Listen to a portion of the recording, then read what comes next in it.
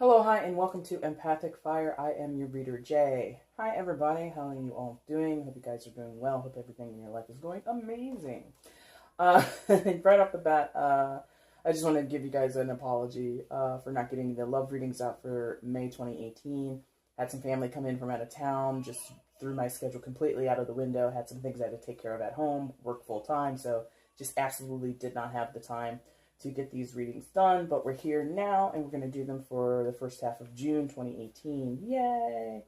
The program or the method is still the same. We're going to use the Zodiac Oracle deck as the anchoring energy for each sign. You're going to have your own card there present, and you'll either get assigned to you the Happy Tarot deck, the Santa Muerte deck, or the Housewives Tarot deck.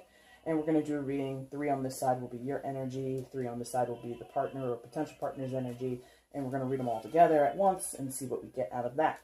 Go ahead and look in the description box below. You'll see the timestamp, so you can go ahead and jump straight to your reading if you don't want to chat, if you don't want to hear the chat, if you don't want to hear the shuffling, if you don't want to hear me yammer on and on and on about nothing. Go ahead and click that time or drag the timer bar across and you'll get there. Also down there, you're going to find information on how to go about getting a private reading with me. You can go ahead and send me emails at, or send me an email at, not many, just one, email at empathicfire82@gmail.com. You'll tell me what's going on. You'll ask the questions. I'll send you an email back on when you can expect your reading. And once the payment is received via PayPal, then I'll go ahead and upload your video privately through YouTube, and that will be provided to you directly through your email. Nobody else will see it. It's all confidential. It's all above board. Yay, yay, yay. So, without further ado, let's go ahead and get into your love readings for the first half of June, starting with the fire signs, going into the earth signs, air signs, and then, of course, ending with the water signs. Sorry, water signs. But anyway, let's go ahead and get into the readings, guys. Hello, hi, and welcome to EmpathicFire, water signs. This is going to be your love reading for the first half of June 2018. Oh, guys, I know this is extremely late. It is already the middle of June as I'm recording this. But like I said in the intro, last month was crazy. I couldn't even do any of the love readings, and then swiftly thereafter, I got really, really sick, and I'm just now completely over it. So here we are. So I'm going to push this out for you guys because I didn't want you guys to be left out.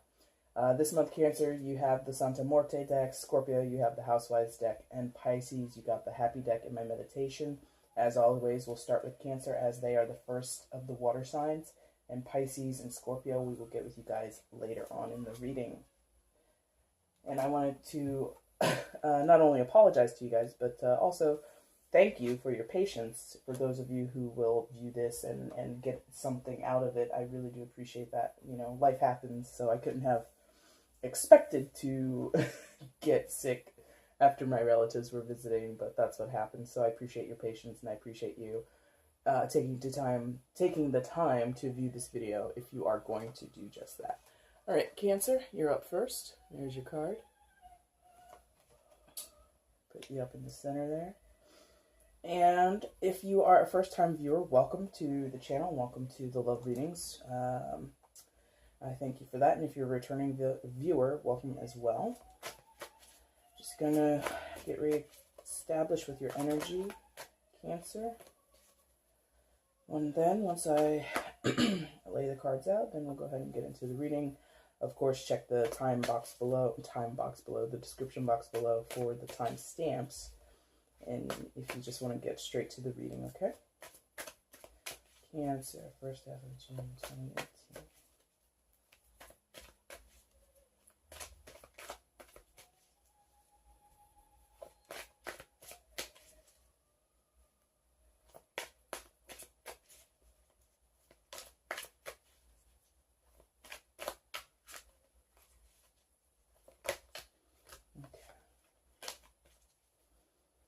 Almost there. Almost.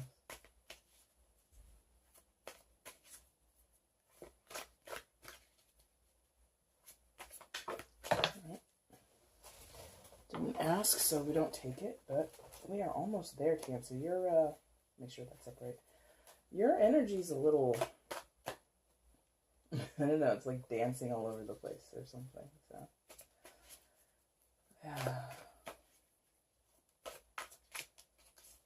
and even in the meditation, it was a little like slippery.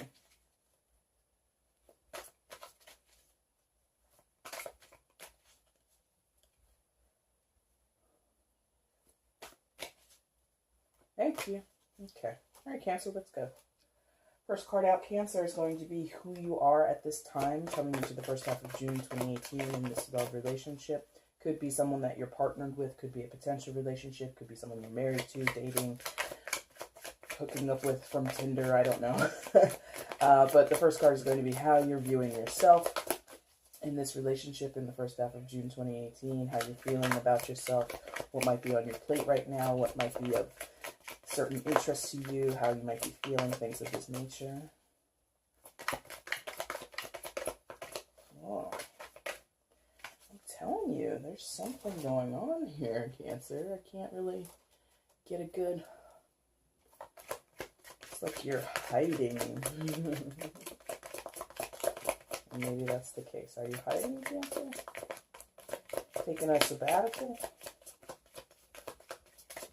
Thank you. There we go. A little bit of a sidewinder. Which way, please? Thank you. Second card, Cancer, is going to be how you're feeling about your partner or potential partner at this time in the first half of June. What you're thinking about them, how you're feeling about them. What might they be going through right now? What do you recognize in them? Things of this nature. Wow. I'll be curious to see if the others are like you, because, I don't know. This has been a bit... That is way too many. There's no way that we accept that much. And those cards went everywhere, so give me a second. I need to go grab everything. All right, Cancer. Got all that cleaned up there. Let's go ahead and get on with the second card again. Person that you're dealing with, how you're viewing them right now, what you feel about them, what you recognize in them, who they might be to you right now, what they might be representing to you right now, etc. Okay. That was a nice little, like, somersault that did. Came kind of sideways. Which way, please?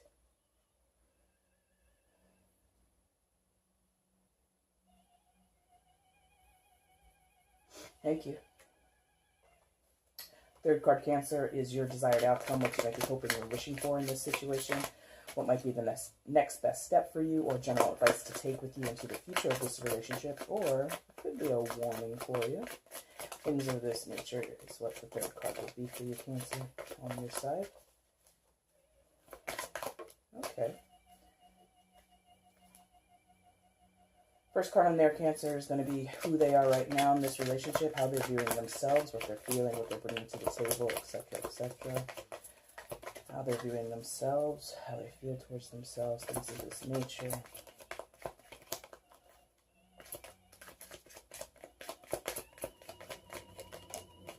Okay. Come here, you. There you go. Come here, come here, come here. All right.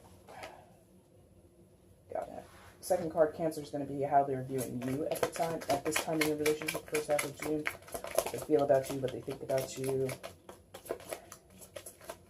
how they recognize you, what they recognize about you, things of this nature. Wow, everything's coming face down. This is interesting. Last card, Cancer, on their side is going to be their desired outcome, what they might be hoping or wishing for in the future of this relationship, general advice for them in the future, or something that they need to be warned about, or that's on their mind, or that is of certain importance. That's more than two. We don't take that. It's taking a while to get your stuff, Cancer. Oh, something in there is a reversal, I think. Maybe not. Alright, let's get on with it. Third card, Cancer. Their desired outcome, their wish, their hopes for the future. General advice for them, or some warnings for them. Okay, fine. Well, not finally, but one came face up. No bottom of the deck energy in the love readings. You are the overall energy, Cancer. We're going to flip these. get into them, and then we're going to read them, okay?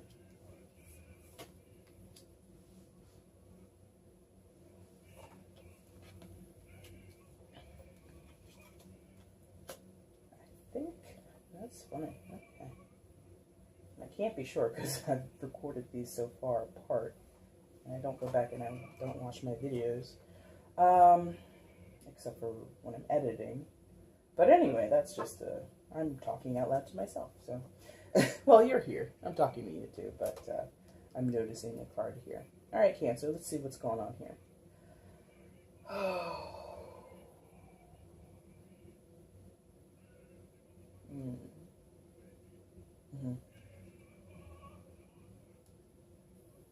All right, Cancer, you're coming into the first half of June, which, you know, of course, everything in tarot is mutable in terms of time, so this could have happened, it could be happening now, and I do apologize for the lateness again, but for the first half of June 2018, you're coming in as the Six of Cups.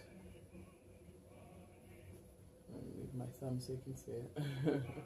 Whoa, almost dropped that. Alright, so you're feeling nostalgic, Cancer. You're feeling, you know, sort of like you're in like a throwback mood or mindset where you're kind of probably reminiscing on things that were a time when things were, in your eyes, better, more positive, more interesting, more emotional or satisfying, things of this nature. And what's interesting is this is different than the traditional Rider-Waite, which I'm sure many of you are familiar with, where it's the Six of Cups card is said to be a soulmate card, and there are two people depicted on the card in the Rider-Waite deck. Obviously, in this card, there's only one figure, and that difference, you have to take that into consideration. That's why I choose these decks, because I don't want to be limited to the traditional interpretations. I like to have different ways of seeing what's going on with the different signs. And so right now, Cancer, I think what's going on is you're doing a balancing act of sorts, and you're doing it by yourself, which is interesting because when it's about the Six of Cups, it's about reciprocity. It's about an equal give and takes. It does also talk about nostalgia and things like that, also in the Rider-Waite, but there's also this other meaning of balance between two people. There's balance here. There are 6 cups in her arms, right? So she's balancing them. She's having to carry them, but doing it by themselves. Or this person on the card, which would be indicated, or excuse me, which would be relative to you, Cancer, is right now you feel like you're doing everything by yourself. You feel like you're the one who's doing this balancing act all by yourself, who has to nourish this relationship, or maybe even yourself, because this is about how you view yourself. So it could be that you're the one who's giving love and affection to yourself. And, you know,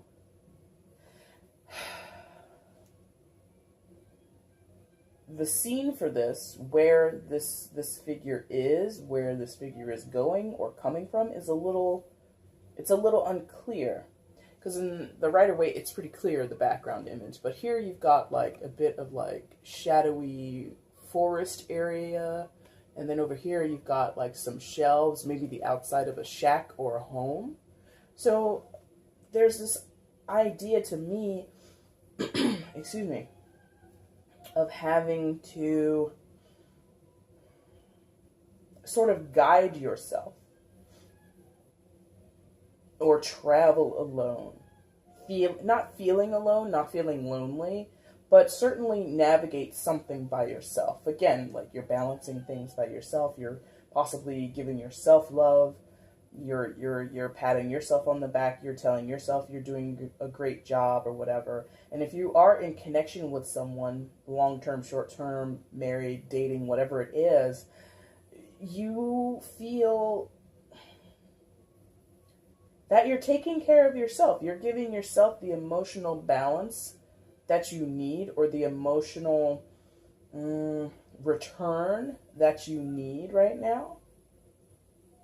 I don't feel that this is a heavy card where this is like super detrimental to you. It could be for some of you. It could be very detrimental. It could be very frustrating for some of you. But what I'm feeling is that you're sort of taking care of business in terms of your emotional state, how you feel in terms of this relationship. You're kind of keeping yourself in check. It's not heavy, but that doesn't equal that it's not annoying or burdensome or sad for you to be going through this right now, okay? How you're viewing your partner or potential partner in this first half of June, Cancer, you view them as the Fool in reverse. I'll show you upright so you can become used to the card in this deck. I'll show it to you in reverse again. So you see your partner as the Fool in reverse. So what does that mean? They're not taking chances. They're playing it safe. They possibly are being stubborn, because to be the Fool is to sort of be foolhardy and open-hearted and sort of like throw caution to the wind. So some of them are being overly cautious or practical. They're not really adventurous. They're not really open to new things, and they're kind of stuck. You know, when you're the Fool reverse, you could be foolish in another sense. You could be foolish because you're not taking the chance, and, you know, maybe taking the chance is what you need to do. But in this case, I feel that this person that you may or may not, that you may or may not be connected, that you may or may not be with long term, again, you know, it's open to anybody, long-term partners, short-term partners, marriages, dating, etc. For those of you who are going to resonate with this Cancer, this person is kind of being hard-headed. They're being inflexible. Some of them are being intolerable, like they're not open to suggestions, which is what the Fool is all about. The Fool is someone that wants to take a chance, is willing to roll the dice, is going to pack a bag, go somewhere completely new on a whim, or just on a feeling, a gut feeling, right? You know, which is incredibly brave in a lot of ways, but also kind of foolish in other people's eyes. Regardless, though, this person, your partner, you see them as like not wanting to go anywhere. You know, upright, or, you know, even if it's reversed. This Fool, much like the traditional tarot deck, is carrying a bag. Does he have a companion? He's got a butterfly with him, right? And there's a cityscape behind him. So it's sort of like, almost like he's waiting for a bus, or like he's waiting for an opportunity, or just like the right moment to just jump off and go on his adventure.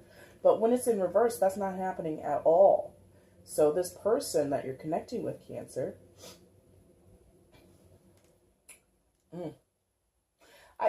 it just feels like you guys might be not on the same page right now.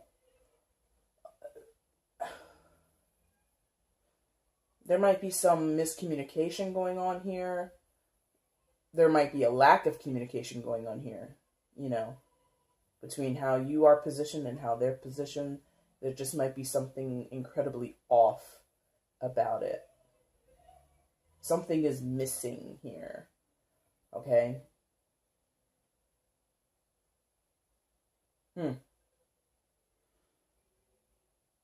Maybe some of them were supposed to go on a trip, or they had an opportunity to go somewhere for business, or maybe they're in school and they had an opportunity to go somewhere and maybe do a certain course, or a certain a specialty course, or seminar or something like that, and they didn't go, or they're not going.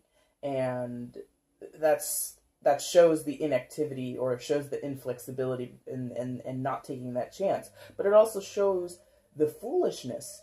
You know, the Fool is a fool. The Fool is foolish, upright and in reverse. But you have to read it different ways. When it's like this, it's like you're only hurting your face. You're cutting your nose to spite your face, right? It's like not taking that opportunity shoots yourself in the foot for your partner, for some of them.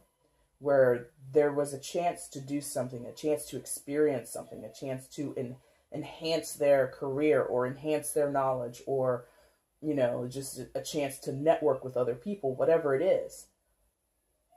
And they didn't take the chance, or they're not taking the chance, and it's just going to shoot them in the foot. It's just going to circle back around and not bite them in the butt or anything, but it's certainly not going to do them any favors by not doing this thing, taking up this opportunity to experience something, to meet new people, to enhance their resume, whatever it is.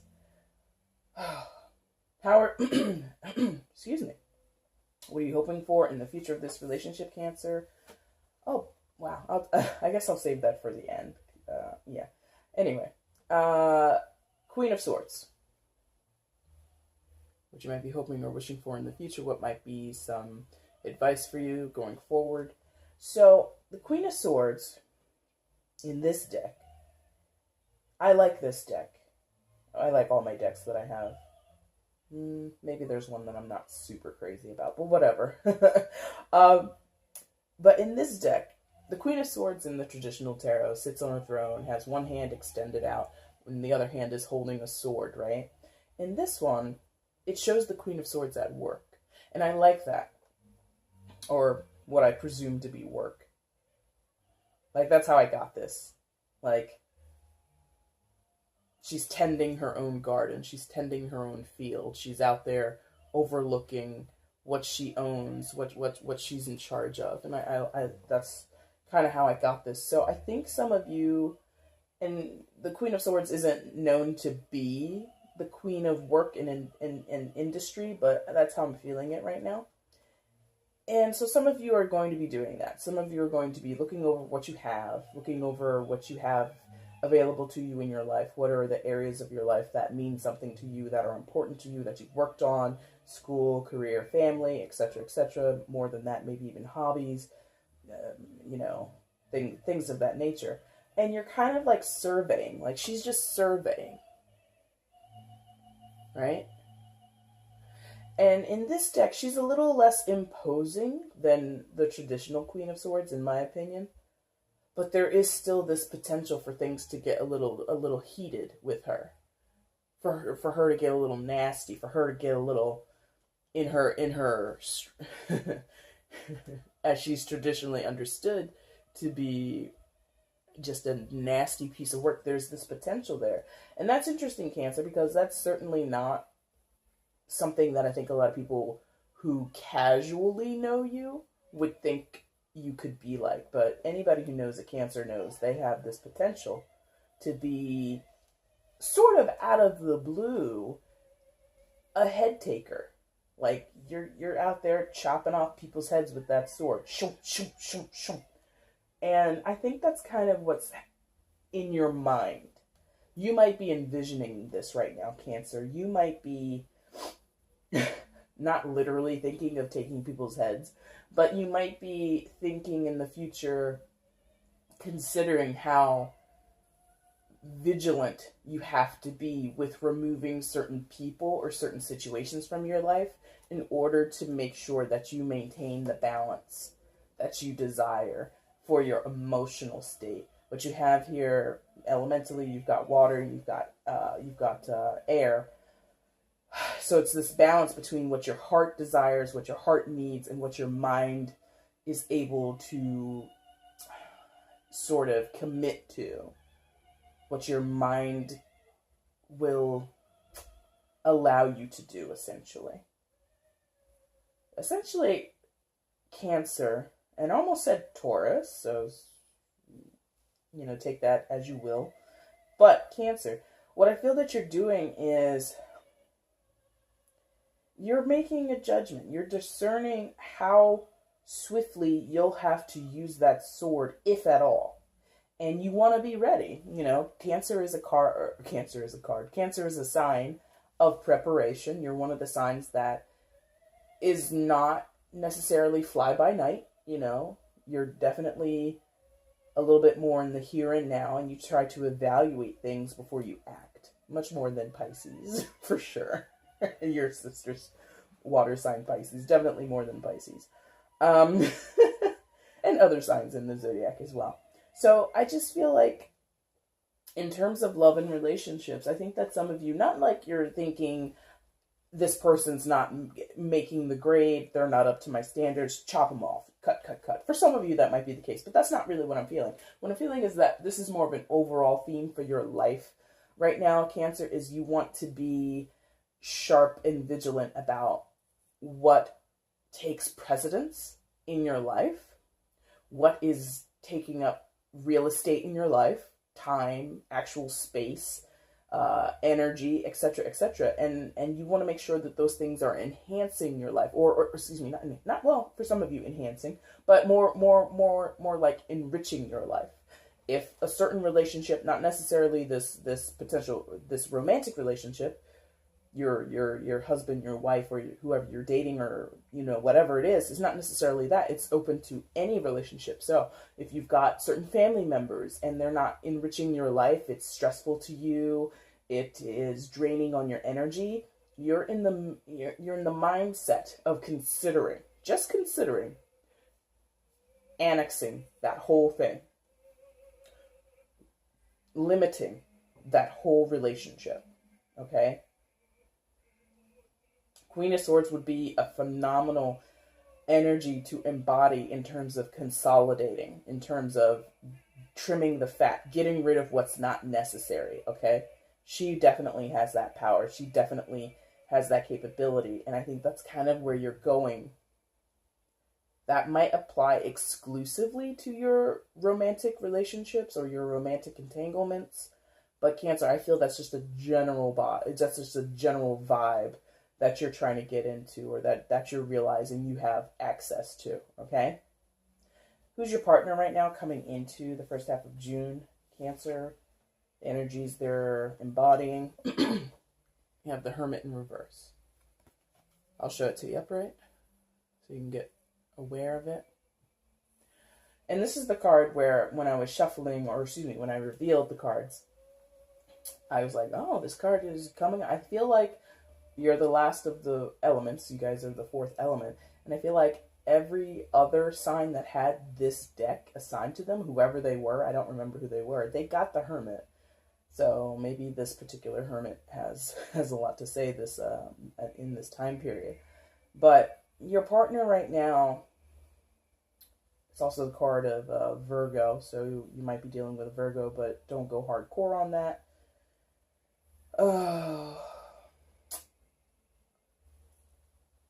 They're not enlightened, okay? They're not getting to the root of the matter. They're avoiding what needs to be addressed. They're kind of ostriching, that big bird, the ostrich, which doesn't do this in real life, but for those of us who are of a certain age, there used to be like cartoon depictions of ostriches that bury their head in the sand, that like have a hole in the ground. They put their head in the hole to avoid certain situations, to ignore certain situations. Like, that's what this person is doing. They don't want to talk about it. And not necessarily, okay, because the Hermit isn't necessarily a talking card, like having a discussion. It's not about, or at least it's not about external discussions. Let me clarify. It's not about external discussion. This is about self-discussion, self-realization, self-reflection, okay? So they don't want to have a conversation with themselves. Boom. had to clarify that. And they don't want to get into the deeper, darker points of their own mind, their own psyche, their own memory. For some of them, this would have to deal. This, for some of them, would deal with going back to the past and sort of getting over as best as they could certain issues from their past. This person has a lot on their plate. A lot on their plate that they're just not digging into. They're not digging into that meal. They're like, I don't want meatloaf and peas and mashed potatoes. That sounds delicious for me, minus the peas. But anyway, they don't want to eat that meal. They don't want to sit down and chew on that, okay? They want to get up and leave the dinner table, okay?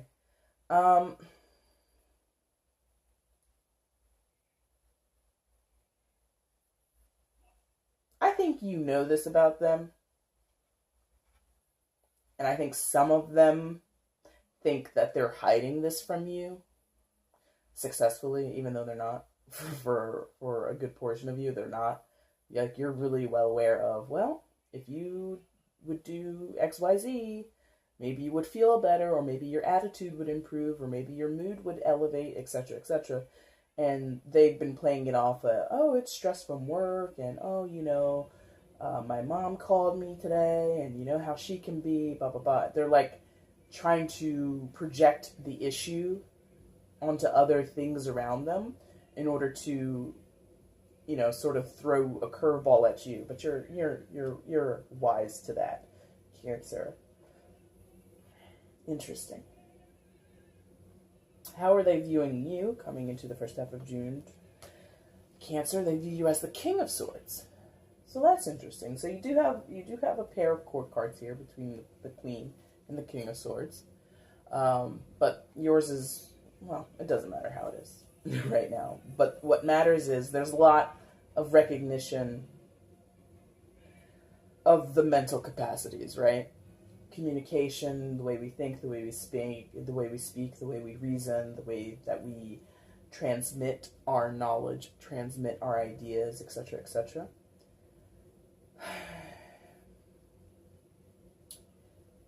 I think it's interesting. Excuse me.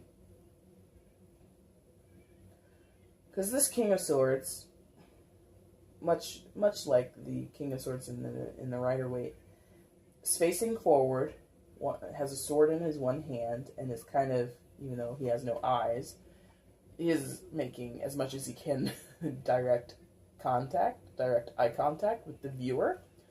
So I think that they know, Cancer, that you're kind of in this no-nonsense mode, that, or at least that's sort of the suit or the clothing, the outfit that you're going to put on right now. Because again, Cancer, you do have the ability to be cutthroat, but it's not like your number one move. It's not like your go-to move is to be cutthroat. Something has to push you to a point, to a certain level, or a certain emotional state where you've become so dissatisfied, so displeased, so frustrated, so angry, so saddened, for some of you, so sad, that you become this way. So that's what's going on. They recognize, and you recognize in your own future, or your potential hopes and wish for the future, both of you see that there's going to be some heads getting chopped off.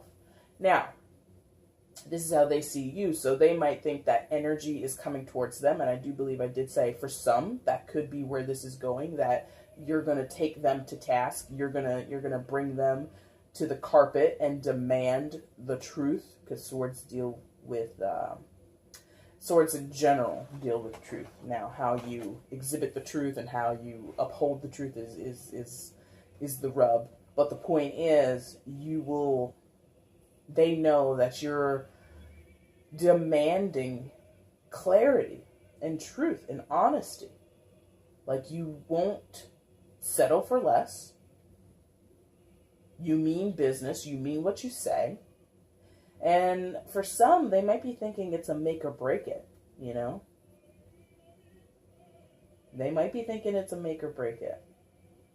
Whether or not that's true, I don't know. I'm not really feeling that, because your side is certainly frustrated. The energy for your side was definitely frustrated, definitely displeased, definitely feeling let down, feeling a disconnect, or recognizing certain disconnections between you and your partner. But I was not feeling at all from you, Cancer, that it's a whole, this is it, no more, you know.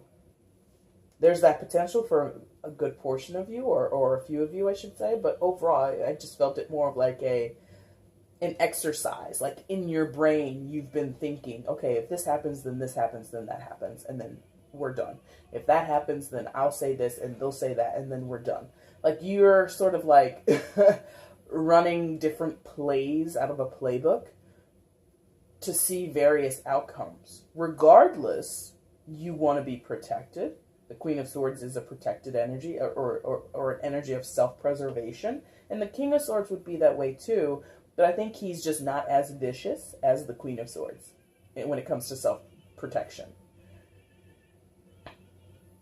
I think that the King of Swords would be a little bit more diplomatic, would be more willing to hear the other side out. So your partner might be hopeful that you're a little bit more receptive and willing to show mercy. There you go. The King of Swords would show mercy to me, in my opinion, well before the Queen of Swords would.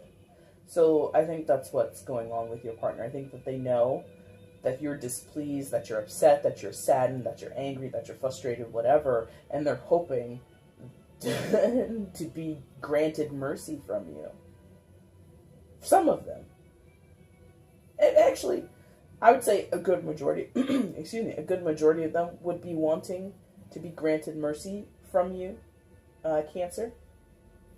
Whether or not they'll get it, I don't know. I'm not really seeing much of what happens after this. This is very much feeling like a snapshot of this relationship. What's going on for them in the future, potentially? What might they be hoping for, wishing for? What might be next for them, or the next best step? 9 of Pentacles. Well, for those of you that are, excuse me, for those of you that are familiar with tarot, or the traditional tarot at least, you'll know that this is the card of single living. Okay? Pentacles dealing with money and resources and access and all that kind of stuff. And having 9 of them means that you've got some chips in the bank, right? So for some of them, Cancer, they just have a good amount of money. They're saving money. They've worked really hard. They're safe and sound when it comes to finances. So that is just the general status for some of them. For others of them, they might want to be single. I'm getting it like 2 ways. Like this person, for some of you, don't want to break up, don't want to end up this way. Okay, they don't want to be by themselves with all of their money, surrounded by their cash in a garden. You know, there's no bird here this time around. So just out there with all their pentacles. Some of them don't want that. Others of them do. But they don't want to act on it. Okay. There it is. Thank you. All right, Cancer. For some of your partners, they don't want this at all. They don't want to break up. They don't want there to be a rift between you. And they kind of don't, much like you don't really know what's going on over here, they don't really know what's going on over here. You know? And they see that you're you have certain expectations, you have certain needs and desires in this relationship, and they know they're not executing it. They're not fitting the criteria. They know that. But they don't want to break up. They don't want this to end. They want you guys to be together.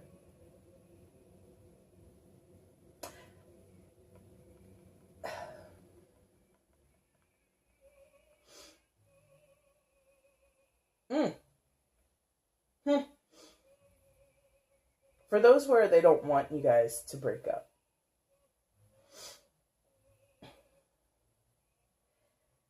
it's strange that the 9 of Pentacles... Oh. Okay.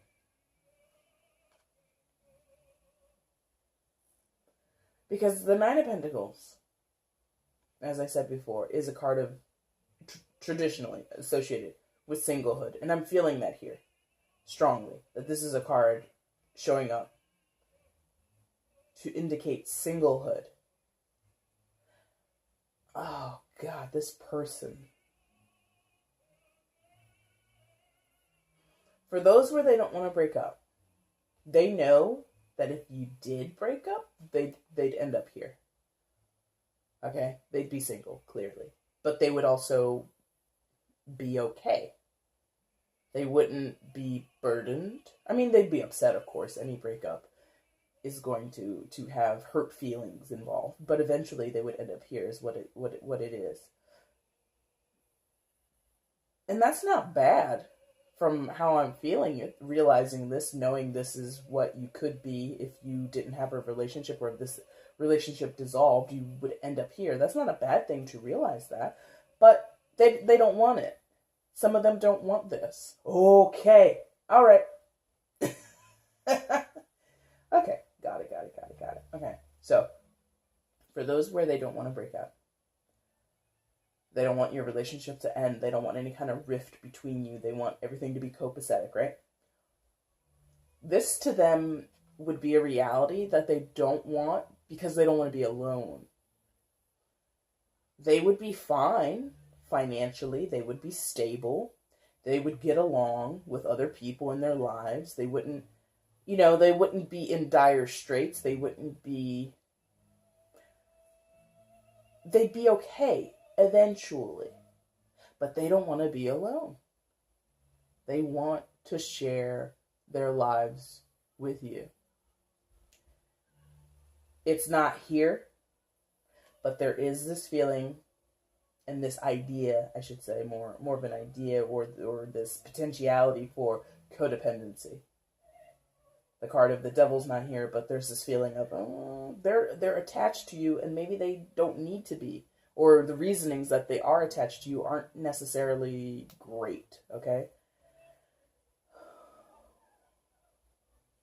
For those where this is what they do want, they wouldn't mind if you guys broke up. They're not going to initiate it.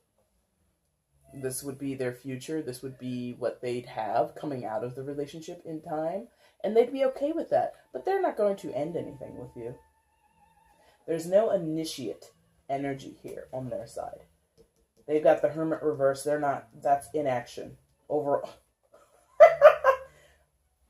Sorry, I got a little excited. On your side of things, how you see them is the Fool in reverse.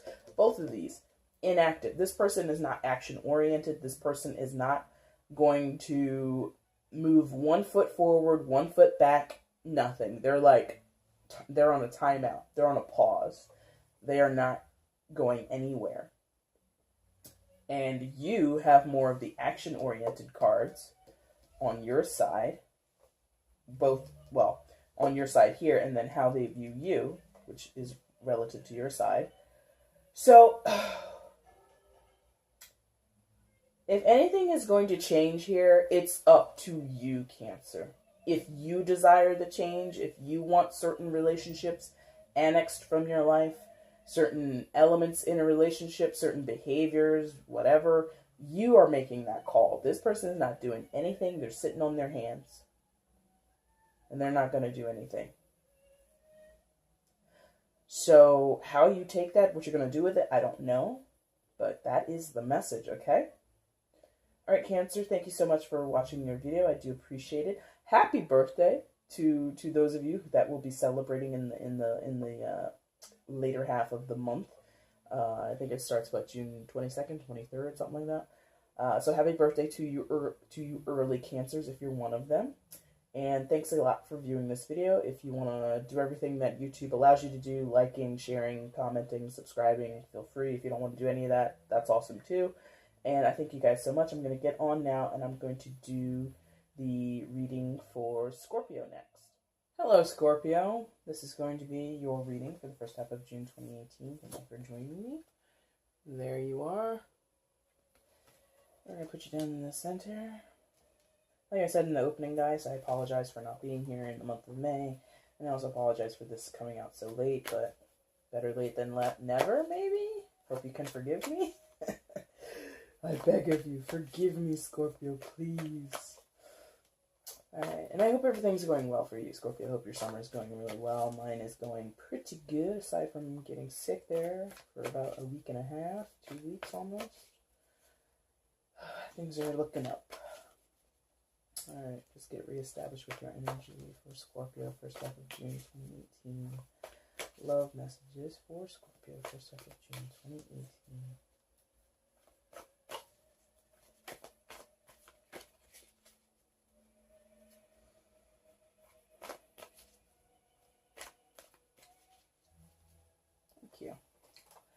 Alright, Scorpio, let's go.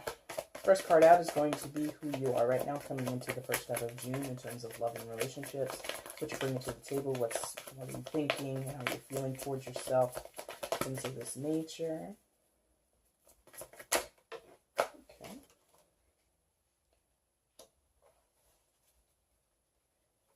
Second card, Scorpio, is going to be how you're viewing your partner or potential partner at this time in the first half of June 2018. What you think about them, what you feel towards them, what you recognize in them, things of this nature. Whoa, what? Wow. Something is in the air today. Or maybe it's just humid. Maybe that's it. Obviously, we're not going to take all of these or any of these, because that would be a 10-hour reading. Alright, one more time, Scorpios. Second card. How are you viewing your partner, potential partner at this time in the first half of June 2018?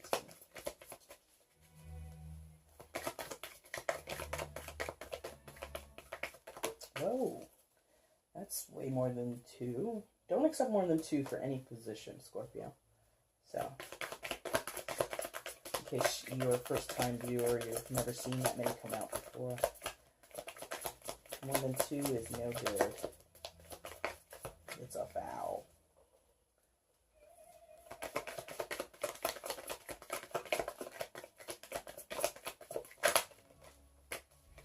Okay, a little bit of a sidewinder there. Which way, please?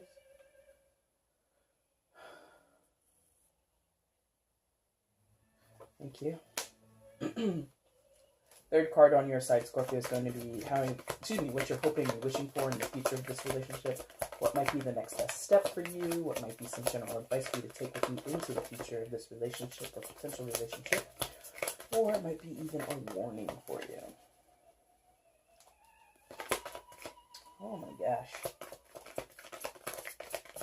Cancer was a little sticky too with their cards, but again, maybe it's just humid today. Which is interesting because I'm in a central air house. So it's very comfortable in here. There we go. Alright, first card on their side, Scorpio, is how they're viewing themselves coming into this relationship in the first half of June 2018, what they think about themselves, what might they be dealing with on their side of things, energies that they're bringing to the table, things like this. Ooh. Second card on their side, Scorpio, is going to be how they're viewing you. Okay, how they're viewing you at this time in the first half of June 2018, what they think about you, what they feel about you, etc., etc., etc. Third card for them, Scorpio, is going to be what they're wishing for, hoping for in the future of this relationship. General advice for them in the future, or maybe even a warning. I should stop saying it like that. I really should just say it as plainly as possible. But I guess when someone's warning you of something, they kind of have to indicate that with their tone, right? There it went. No bottom of the deck energy in the love reading, as you are your overall energy. Let's go ahead and flip the 2 cards that are face down. Ooh. Okay.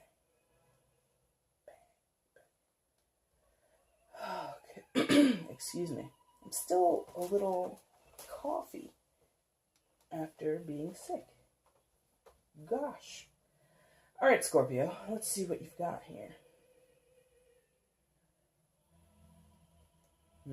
Okay.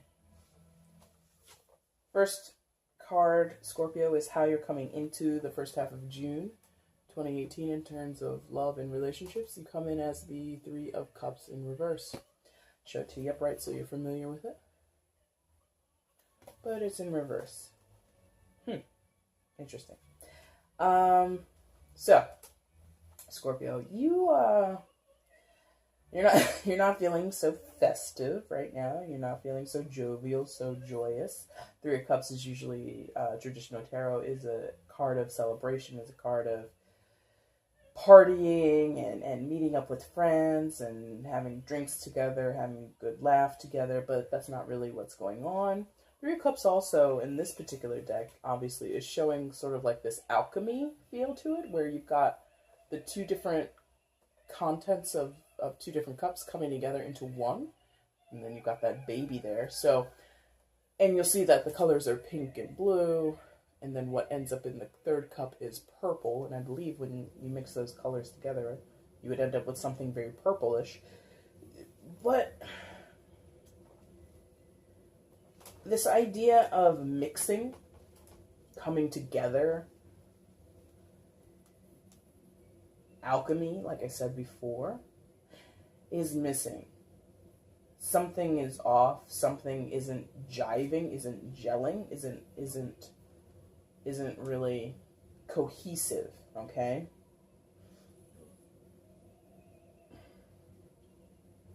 You want something, your partner wants something, and they're like oil and water. They just don't go together, right? You're not seeing eye to eye. You're not, in some cases, maybe you're feeling like you're speaking two different languages. And that's frustrating because cups deals with your emotional state, right? It's relative to water, which is your sign or your element, I should say. And when you don't see eye to eye with a person, when you feel like there's this discrepancy, or you feel like you're saying one thing, they're saying another, and they just don't line up, they don't mesh together, that can be very saddening. So this card to me feels pretty sad. So some of you are in that in that feeling of sadness and in that emotion of sadness right now. Others of you feel frustrated. Others of you are plain out, flat out annoyed, and you're over it, and you're too through, right? You can't be bothered with this nonsense. But for the bigger portion of you, and those can all overlap. You don't have to be just one of those in one of those emotional states. You could have them in different proportions. But the overwhelming feeling is that of sadness and disappointment. Like, you want one thing, they want another thing, or the way that you're seeing the thing is just not matching, right? So say you both want to move to a new home. Not that I see that here anywhere yet. It might pop up, but I'm just using this as a scenario, right? So say you guys want to move to a new city, want to move to a new state, even want to move within your own hometown or your own city. You want to live here, they want to live there. Same kind of house, same, price point. You could afford either home, you could afford either apartment, whatever it is. But the vibe is different, I'm a little bit country, I'm a little bit rock and roll. It's like that, which is so weird. Why would I sing an Osmond song? Why do I know that? Because I'm a pop culture addict, that's why. But it's like, or like Green Acres, Someone is a country boy or girl, someone is a city boy or girl. Someone wants to live in a nice, 2-bedroom apartment. Somebody wants a spacious 4-bedroom house in the middle of the woods, or up in the mountains, okay? Somebody wants to have a 10-minute commute on public transportation. Somebody's like, oh, I'll drive the 20 miles to and from work every day, so long as I have my peace and quiet and I'm left to my own devices, and I don't have to bump into other people and smell their body odors, on a train or a bus. There's this idea that in order to progress, or even if you're not necessarily progressing, because this could represent, your romantic entanglements are so in these readings are general. So it could be for those of you that are dating, and it could be for those of you who are married. And if you're married and you live with this person, you're not necessarily progressing. It's just a matter of, I want this in the house, I don't want that in the house. Or this is how I want things to go in the home, these are the expectations, or how I operate, and this is how they operate, and they kind of just don't go together, okay? Like, you want to stay up and watch late night TV, like Monday to Thursday, or Monday to Friday, Monday to Thursday. I don't know why I would exclude Friday. But, you're like, no, I want to stay up and I want to watch Jimmy Kimmel, or I want to watch The Tonight Show, or whatever it is. And they're like, I need to go to bed by, 8. And they want you to be in bed with them by 8. But you're like, I watch The Tonight Show every day. That's what I want to do. And so it's something like that where your sensibilities and their sensibilities just don't align. And it frustrates you, it makes you sad, it disappoints you, it frustrates you, or it angers you for some of you, it annoys you for others of you. And I'm not sure how detrimental it can be, because it is just a 3. It's a 3 of Cups. But the fact that it's talking about merging, but being in reverse, there is no merge, that can be difficult. That can be a difficult thing to get over in a relationship when you're not on the same page about something, okay? How are you viewing your partner in this first half of June 2018? Scorpio, you view them as the 3 of Wands in reverse. Show you upright so you can become used to it in this deck, which again is the Housewives Tarot deck. And in the reverse. So, okay. Let me pick that right back up because that came through as soon as I put it down. So you see this woman, she's dressed for the task at hand of cleaning a house, doing some custodial duties within a home or wherever she may be. And when it's in reverse, your partner, you see them, they're not doing that. This could be a very domestically centered reading for some of you Scorpios, where your partner's not pulling their weight in terms of actual chores around the house. Did you run the vacuum today? No, I'll do it tomorrow. Doesn't get done tomorrow. Did you clean the bathroom like I asked you to, since you were off today? Oh, yeah, I did. And then you go in there and they obviously didn't do anything, or they obviously didn't do everything. So it's like this, they are kind of slacking off in terms of the domestic duties that they have to contribute to.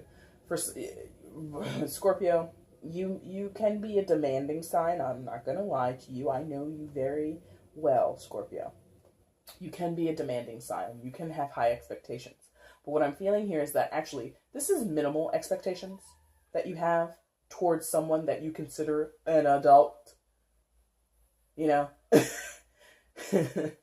Regardless of age, you consider this person an adult, meaning mature, able to take care of themselves, able to walk and talk and chew gum and do all that kind of stuff. Not an idiot, not an invalid, not someone who needs guidance. You know how to do laundry, Larry. Do the laundry. Sandra, when you're done making eggs in the morning, clean the frying pan. Why do you leave it for me when I come home from work? It's like that. So this person is capable of taking care of business around the house, but they don't do it. Why don't they do it? Don't know. Okay, maybe, well, not that I know, but maybe I'm getting something here. They refuse. I don't mean to laugh. I'm not laughing at your pain or anything like that. I laugh because it's just like, that's how it came through. Like, they're just being stubborn, okay? Like, the posture of the woman is a little, like, sassy. A little bit. A little sass in the way that she stood there, right? So there's, like, this attitude of, like, hands on hip. I'm not gonna do it. You're not the boss of me. You're not my mom. You're not my dad. You're not my landlord. You can't tell me what to do. You don't own me. It's sort of like the attitude that your partner's giving to you. When you're like, hey, did you do this? And they're like, no. And you're like, God, I just asked you for one thing and you don't do it. And they're like, you're not the boss of me. Why are you talking to me like that? I'm not your child. You don't dictate to me when and where I need to do anything. Like, they're, and that could be what's going on here. You guys are butting heads over domestic stuff. Which is, sounds simple. Take out the trash, do the laundry, wash the dishes. Simple things, but a lot of times that can throw huge rifts into a relationship, regardless of whether it's romantic or not. You could be like that with roommates. You could be like that with family members. Regardless, this person is just like, I'm not doing it. Just because you told me to do it, just because you want me to do it when you say it needs to be done, doesn't mean that I'm going to do that. So what's deeper there is not about It's not about the act of doing the task for most of them. For most of them, it's the act of control, or the issue is control. The subject at hand is who's the boss. Tony Danza or the other person. I forget the woman's name. I know her face, I know her hair. I watched the show a little bit when I was a kid. But basically it's like I know their character names. I'm the boss, Angela. I'm the boss, Tony. No, I'm the boss, Angela. It's like that whole who actually runs this ship. And they don't want you to feel, even though they might be very wrong, not sure, but they might be very wrong. They don't want you to feel like you run the ship. You don't run the ship. You don't run the ship. You don't run them. No.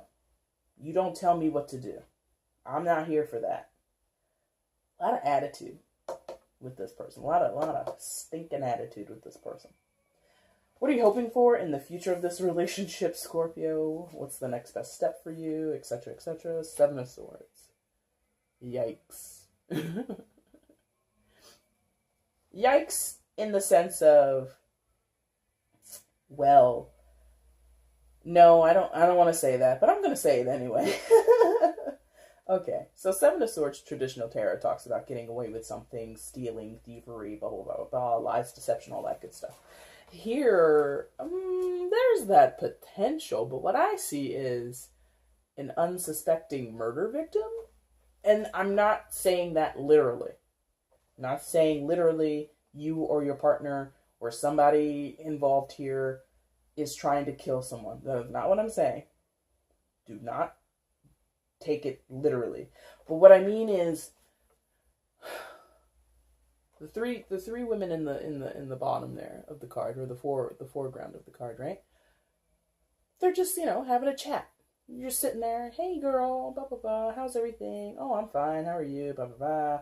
And then this other person, this other woman is just behind them, threatening the one of them. She's none the wiser. She doesn't know those swords or those knives are pointed at her head, but they are. So what does that mean? I think it might, if anything, might indicate your emotional and your mental state right now, Scorpio, going into the future with this person, with this relationship. Because some of you may want to cause this person harm, but it's a fantasy. Not physical harm, just like, one day I just want to do XYZ and see how you like it. Like that. Like this attitude that they're giving you, you want to give it to them and then some, right? So in terms of domestic issues, right? So let's say, they didn't help you clean something, or they didn't take care of something in the house that needed to be done. And you're like, oh, I would just love to take a bat to your car windows, to bust up your tires. You're thinking of ways to punish them, because not that you feel punished, but you feel slighted. You feel like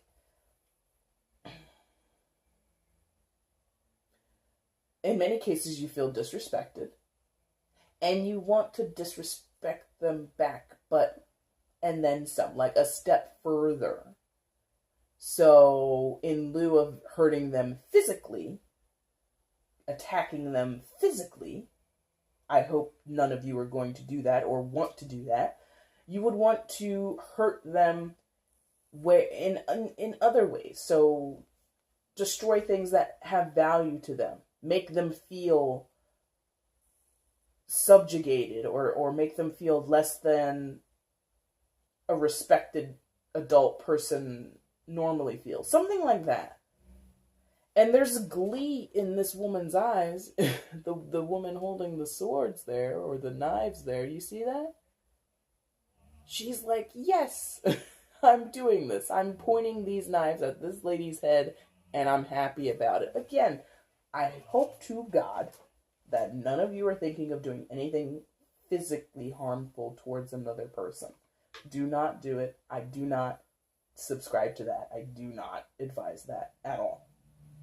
It's just not the way to go in life, okay?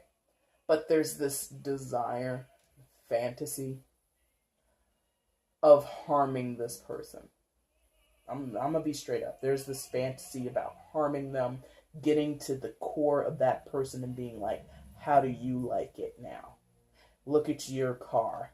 Look at your baseball card collection that I that I set ablaze. I took it out to the driveway. I poured lighter fluid all over it, and I set those Babe Ruths afire. How do you like that, Bob? You know? And the Seven of Swords isn't normally a card traditionally associated with destruction, but that sentiment is there. Because when you lie to someone, I'm talking about the traditional Rider-Waite right now. When you lie to someone, when you deceive them, when you get away with murder, when take something that isn't yours, you do harm them, right? You do cause them to feel something negative.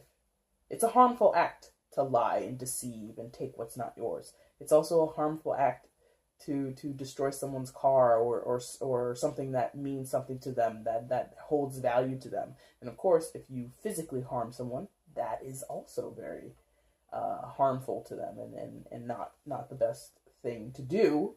So don't. But this is pretty clear on your side, Scorpio. Let's see what's going on their side. Scorpio, how's your partner coming into this first half of June? They come in as the Six of Cups in reverse.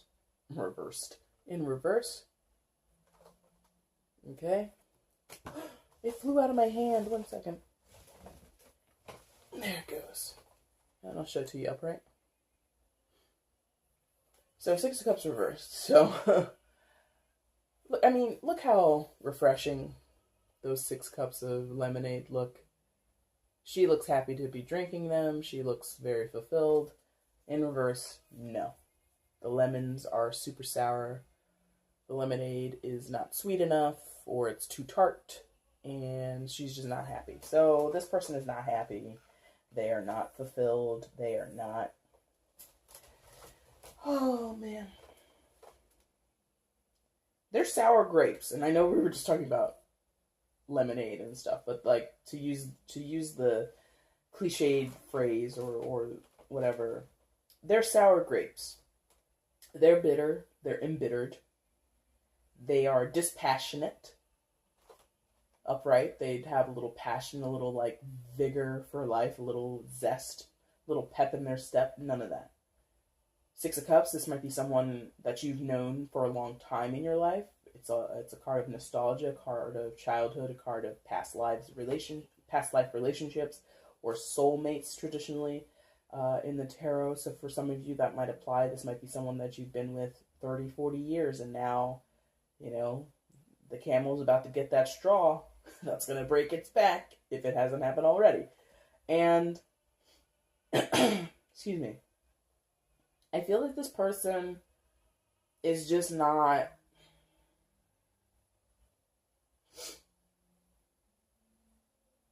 up to the task of being a partner. And what you need from them, what you want from them, they are not going to provide you. They cannot provide you. They don't want to. Or where they may have done it in the past, they are no longer capable of doing it. There's resistance in this card. This person is resistant. They're reluctant. It's beyond hesitation.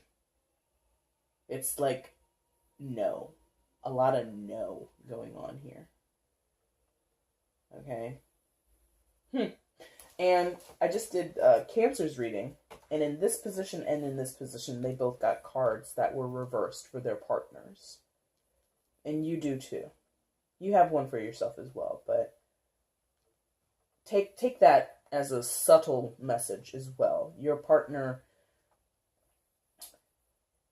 their energy in this reading is just inflexible.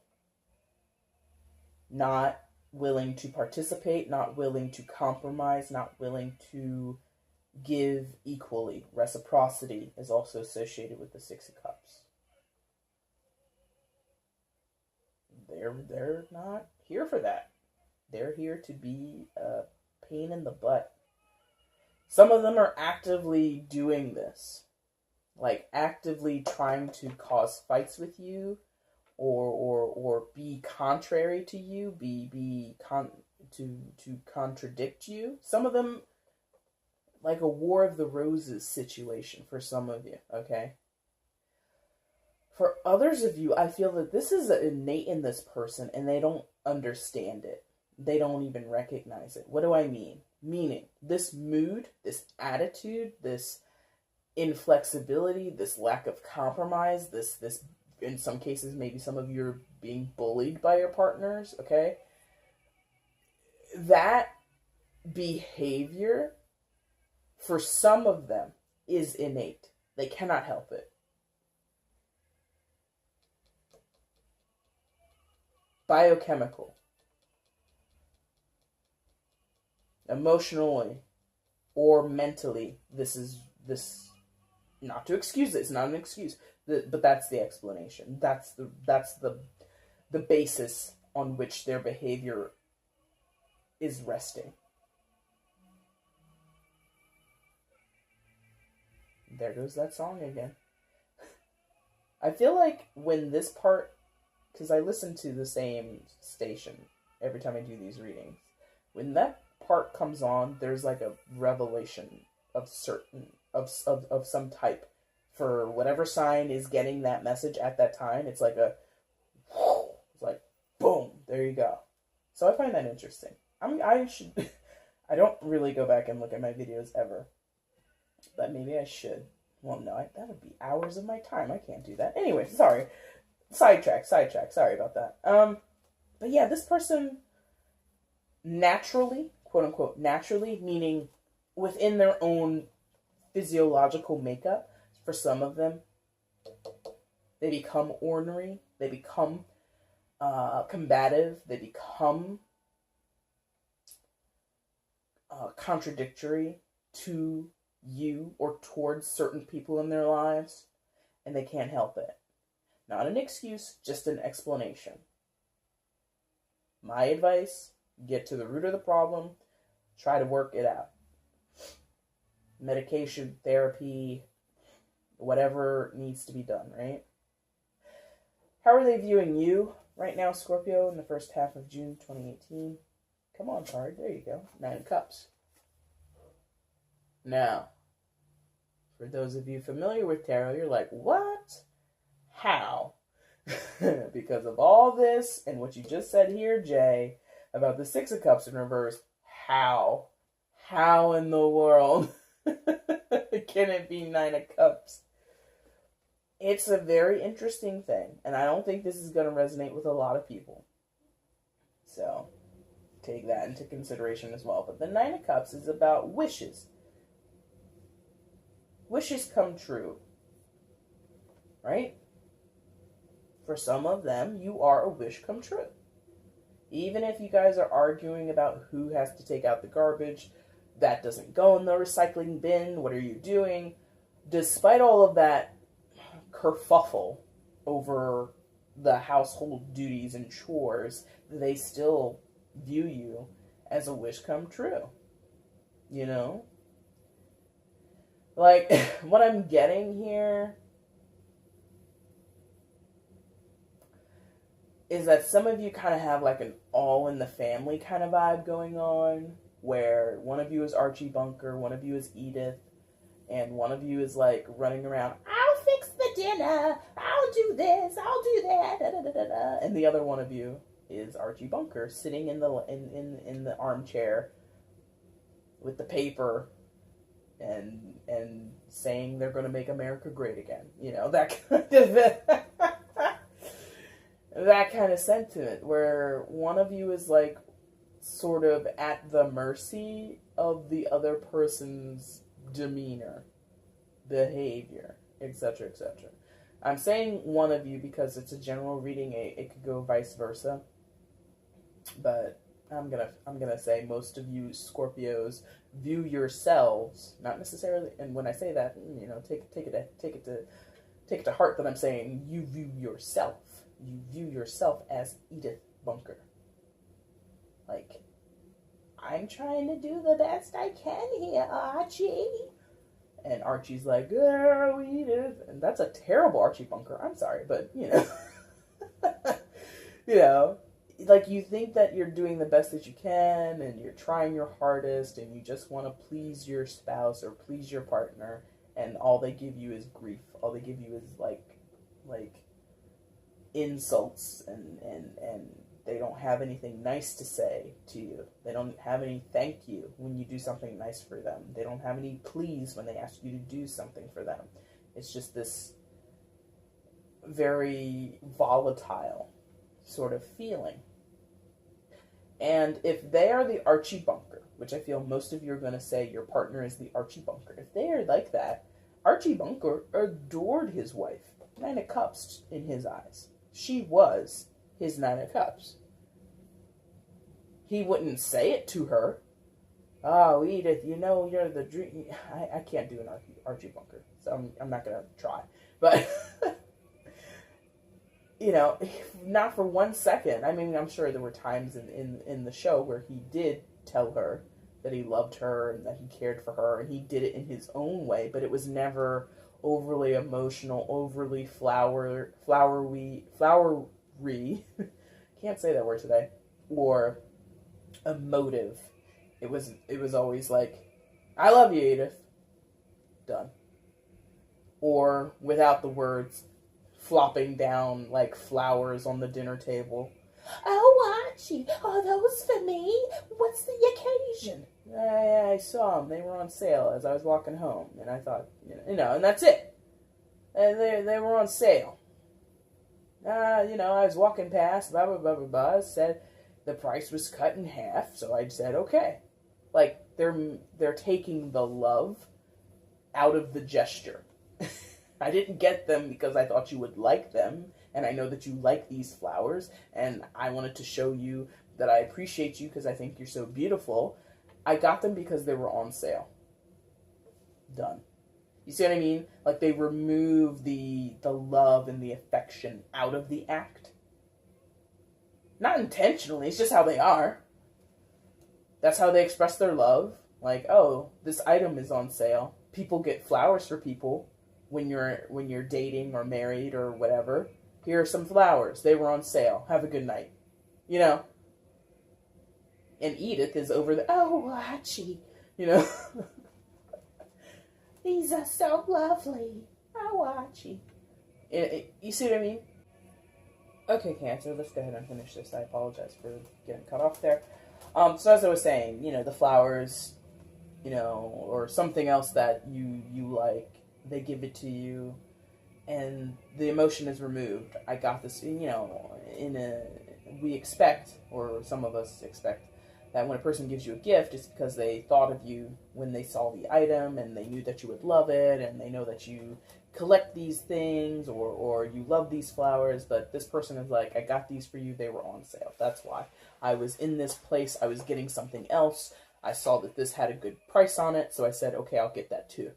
Because it was affordable, not because they cared, or you were in the forefront of their mind, okay?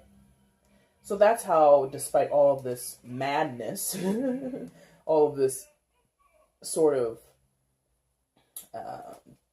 dysfunction, they managed to still feel something for you and feel, deeply, not necessarily deeply, but they do feel fulfilled in this relationship with you. This partnership with you is, to many of them, quite ideal, even though you're going through these little spats. Okay? 1 second.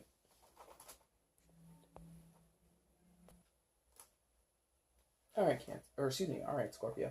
I guess all this talking has, gotten the residual illness and sickness riled up in my body, so I don't want to cough in anybody's ear. I think that's really gross and rude. Alright, so in the future, what are they hoping for? next best steps, etc. on their side of things. Queen of Cups reversed. Show you upright.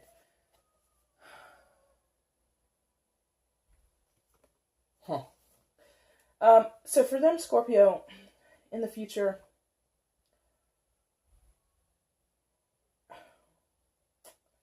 I don't think they see much is going to change in terms of their own behavior or their own level,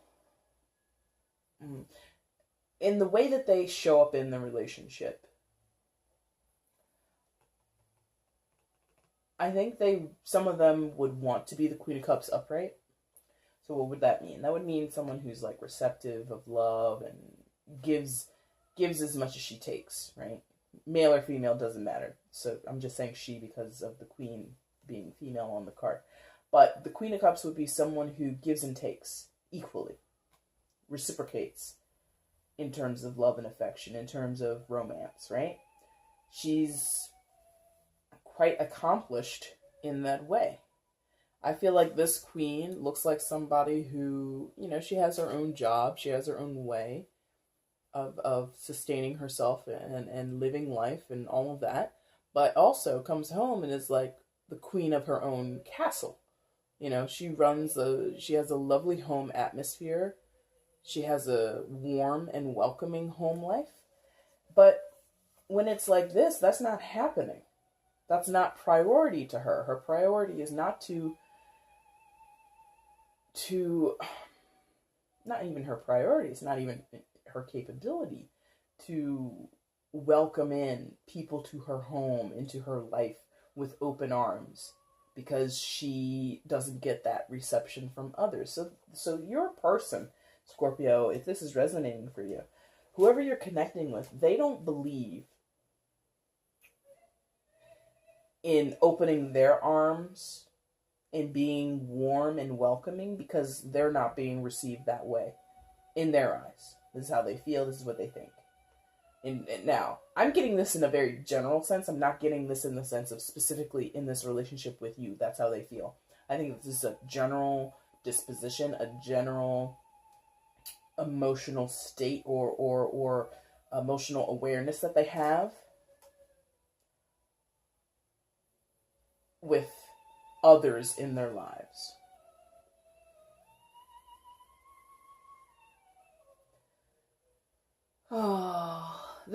Okay, Scorpio, I apologize about that. I have to get more storage for this camera, but I keep neglecting to do that. I apologize. So, with your partner, Queen of Cups reversed, I was saying before I got cut off on the camera, I get the sense like they're sort of like a lost puppy dog.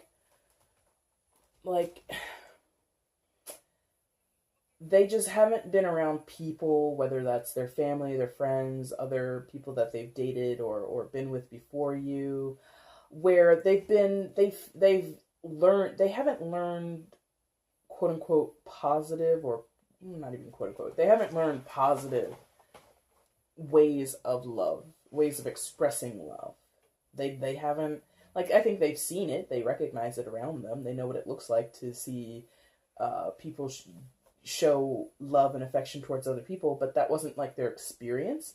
There's something in them that is sort of cut off because they have a lot of cups energy. It's all cups on their side, and that indicates that there's this wealth or this overflowing energy involving their emotions, right? And emotions can be positive or negative, can be good or bad, right? But the bottom line is that, and since this is a love reading, there's an issue with that. There's an issue with how they express love, how they relate to love, how they value it, right?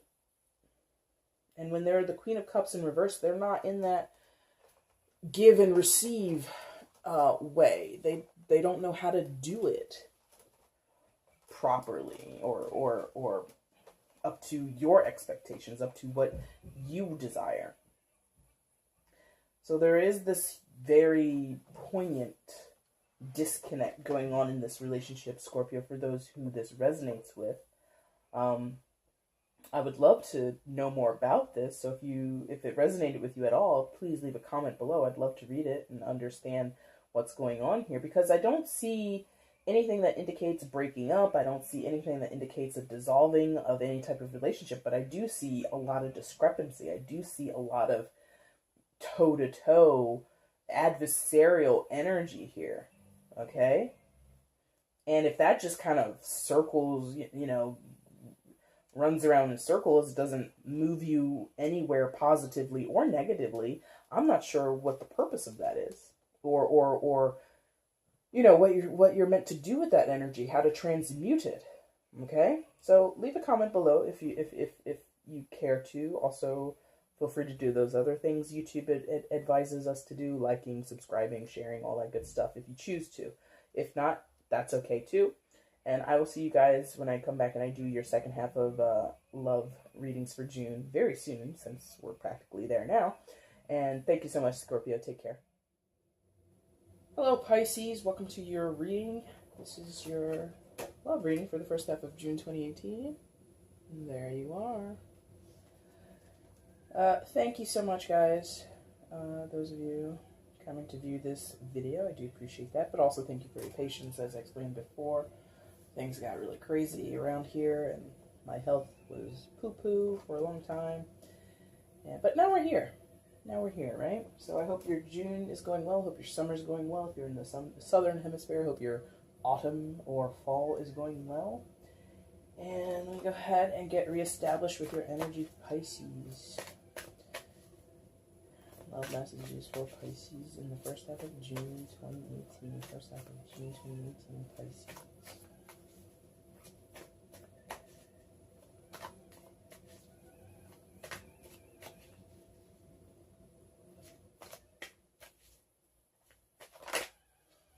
Almost.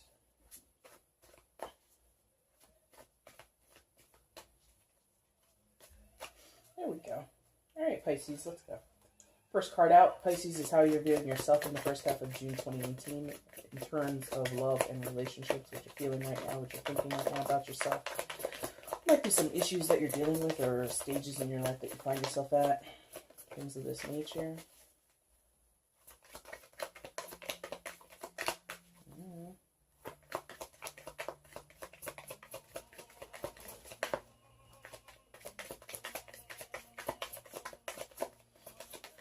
There you go. Off the table here. 1 second. Excuse me, came as a sidewinder. Which way, please?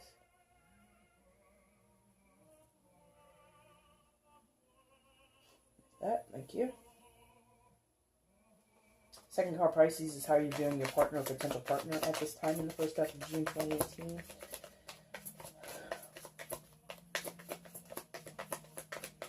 Feeling towards them, how you might be viewing them, etc., etc. Or how you're viewing yourselves as a unit. Okay, sideways. Which way, please?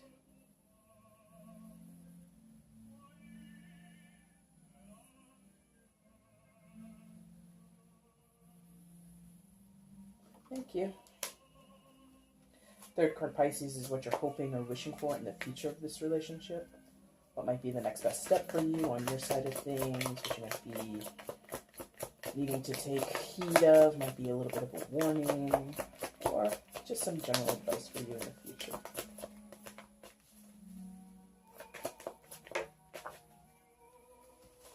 Another sideways card.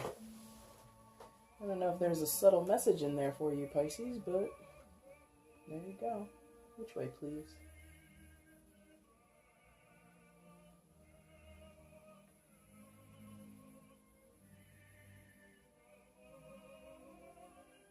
Thank you. All right. First card on their side of things, Pisces, is going to be how they're viewing themselves coming into the first half of June 2018. What are they bringing to the table? What's their current status? What might they be thinking about, feeling, etc., etc.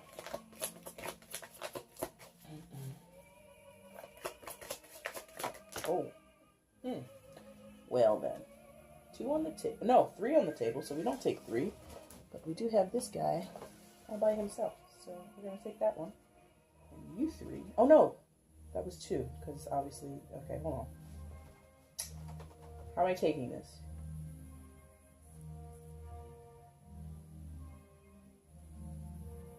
Two on the table, one on the ground, please.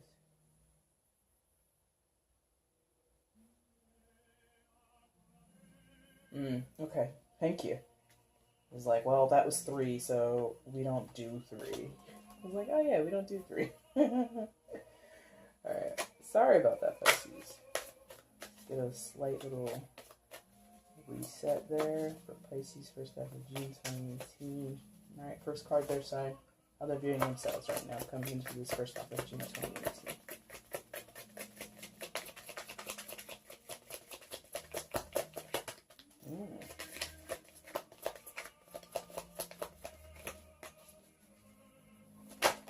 There it is, okay. Oh no, did I just mess all that up? A little bit. I messed it up a little bit. Alright, second card, Pisces, on their side is how they're viewing you in this first half of June 2018. They're thinking about you, feeling about you, etc., or how they're viewing you guys as a unit.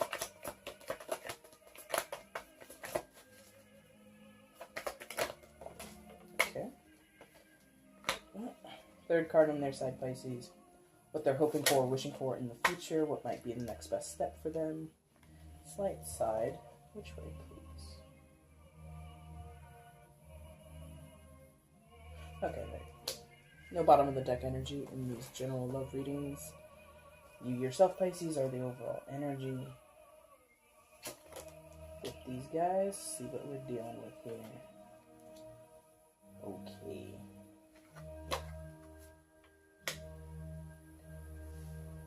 And once again, Pisces, this is the Happy Tarot deck that you're looking at. It's full of cute little cartoons, even if they're dealing with things that aren't so cute, such as this first card, which is how you're coming into June, Pisces. You're coming in as the Death card. Here's your kind of death. Yeah. Don't be scared, because it's positive, or at least, to me, there's always positivity in all the cards, potentially. Potentially, at least, I should say that. Potentially. Excuse me. So, Death card in traditional tarot indicates transformation. Like, moving from one way of being or one status to another, right? So for some of you Pisces, that might be the case. Some of you are moving from one status to another. Facebook official to Facebook not so official, or, you know, dating to partnership, or partnership to singlehood, whatever it is. So for some of you, it's just literally a change in status, a change in how you would like to be, for some of you, how you would like to be addressed. So for some of you, particularly the female Pisces, some of you might not want to be called Mrs. Smith. Some of you might want to go by your maiden name. And not that that necessarily is a change, but okay, well, if you've recently been married, but you want to maintain your maiden name, that is sort of like a transition, quote unquote, in status, or in the way that the world sort of is to communicate with you, or how you would like people to communicate with you. So for some of you, it could be that you want to be addressed by a certain title.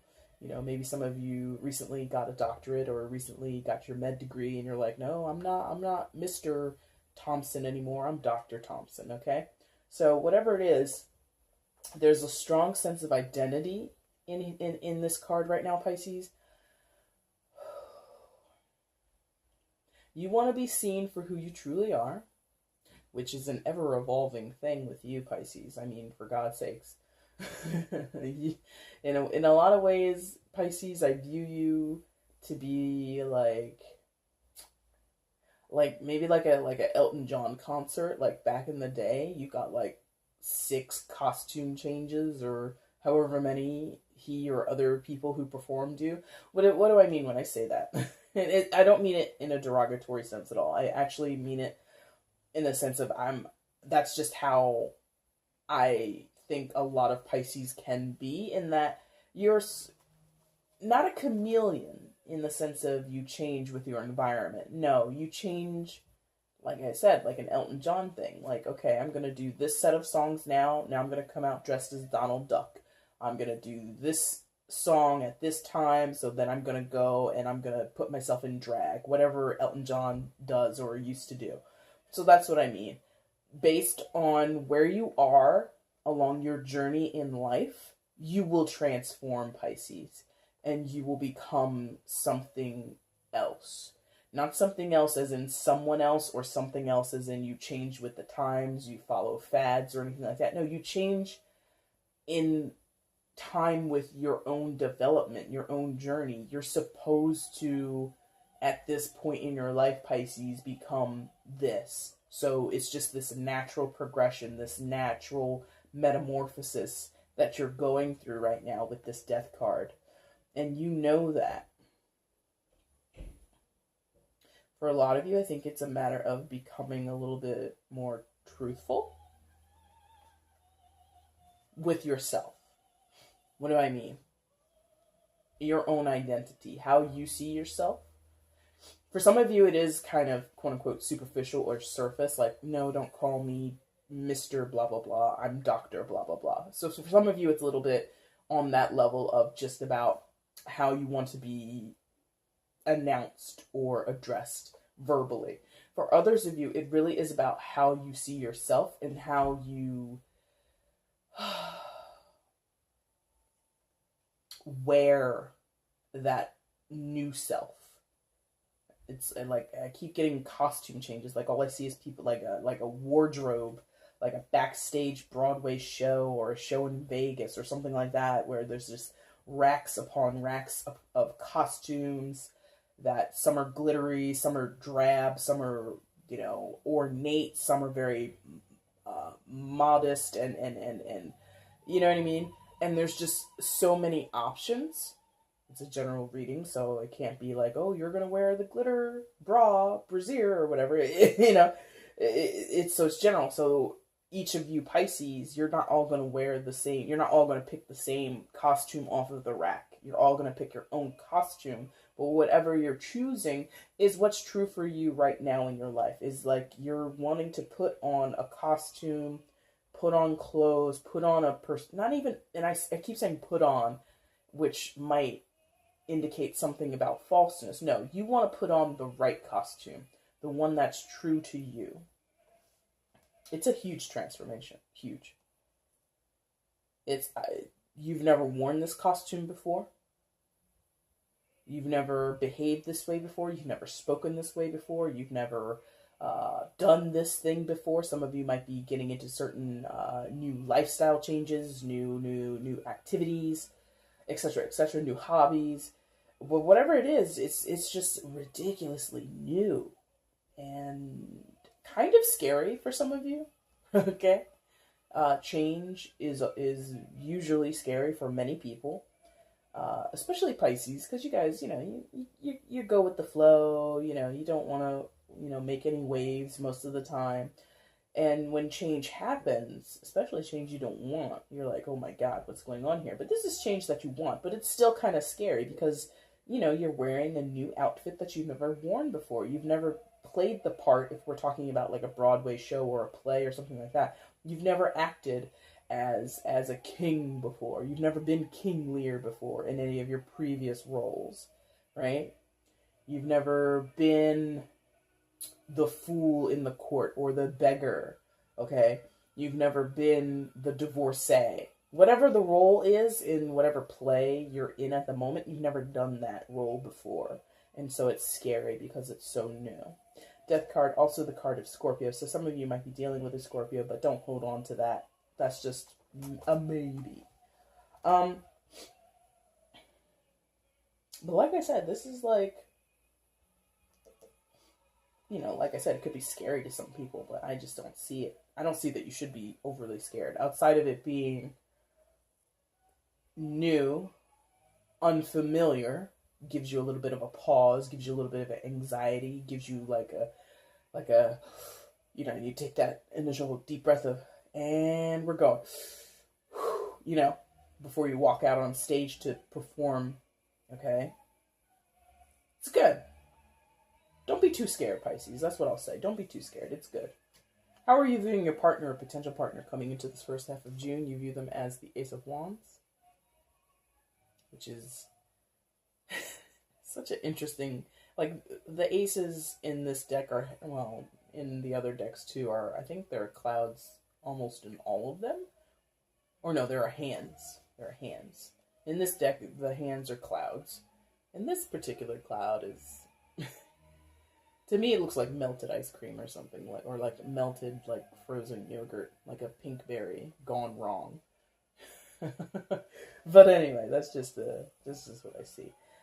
This person, Pisces, excuse me, they might be new to you. This might be a new person. Some of you might have recently met this person. Some of you Pisces might be out there dating, you know, playing the field, whatever. But regardless, this person is like, ooh. You're like, ooh, who are you? Ooh, who's that? Ooh. And like sparks your interest, like grabs your attention.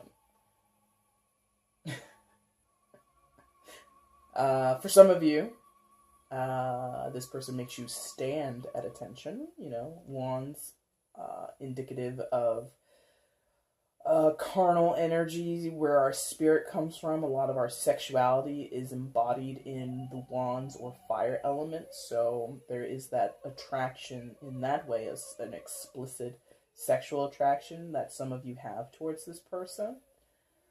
And even if they're not new to you, this could be your husband of like 38 years. You're just like, ooh, Richard, you're so handsome today. Ooh. I don't know why you talk like that, but that's where that came. That's how that came out. But regardless, there's like this youthfulness that you recognize in this person, or that this person brings into your life. Like you kind of view them to have wonderful energy. They have a spark about them. Pardon me. They have just this unsurmountable reserve of like optimism and hope and vigor. Okay, they're energetic. Whether or not they're actually like energetic in the terms of like active, I don't know. That's not necessarily what I mean. What I mean is like they have a huge spirit. They have like a Victoria Lake, like a Great Lakes worth of excitement and spirit and spunk, and in some cases sexual energy. Some of them can go Energizer Rabbit style, boom, boom, boom, boom, going and going and go, you know what I mean?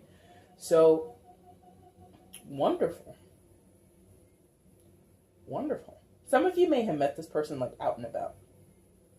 Like in your transformation, maybe you went out somewhere, you went somewhere unexpected. You know, your friends invited you to something. You're like, okay, I normally say no to these things, but I'm going to say yes to these things. And you met this person while you were out. Some of you. And for those of you where you were together 38 years, whatever, with Richard, maybe that's how you guys met. We met at a dance party down at the fire hall. It was very nice. I'm sorry. What are you hoping for in the future of this relationship, Pisces? Well. What might you be hoping for, wishing for? What might be the next best step for you? Or general advice? You have the Nine of Pentacles. A lot of repeating cards today in the water sign reading. So I think you and your sister signs are sharing in some common experiences or common energies. But anyway, Nine of Pentacles. So this is traditionally a card of singlehood, Ms. Independent, sort of. You know, this lovely, luscious woman, which favors a young person in this deck, in her garden, full of pentacles, full of abundance, full of all the fruits of her labor, just standing on her own 2 feet, doing her Miss Independent thing, right? So for some of you, despite meeting someone new, this is for those who you've met someone new, or this is like a very fresh connection. Maybe you've been dating for a couple of months or a couple of weeks, whatever. But as is, excuse me for coughing in your ear like that, I'm sorry. This is sort of wheelhouse for you, Pisces. You've gone through this transformation, or you're going through. It's not necessarily complete yet. Like I said, you're kind of taking that deep breath before you actually step out on stage, or you're backstage, hustling to get a new costume on while there's an intermission and the audience is, taking a bathroom break or whatever. And there's this new excitement, like between the Death card and the Ace of Wands and how you're connecting with this person. But then there's this idea, this nagging little idea in the back of your mind, Pisces, which is, we're fine by ourselves. We don't need this person. And that's right, you don't need anybody in this life. I mean, you need people in a certain sense, but as far as to be fulfilled, as far as to be enriched and enlightened in life, you really only need yourself for that. That's more of a philosophical, maybe even spiritual discussion, but that's what I'm getting here is like again, this is for those who have met someone recently, or you're out there in the world and you're meeting people.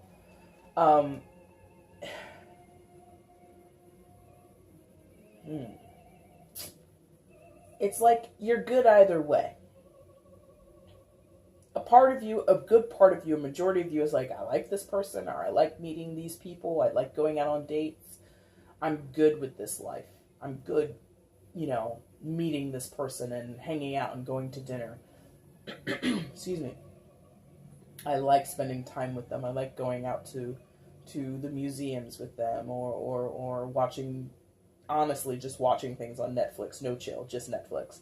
Whatever you're doing. But another part of you is like, psst, hey Pisces, we don't need this person? Psst.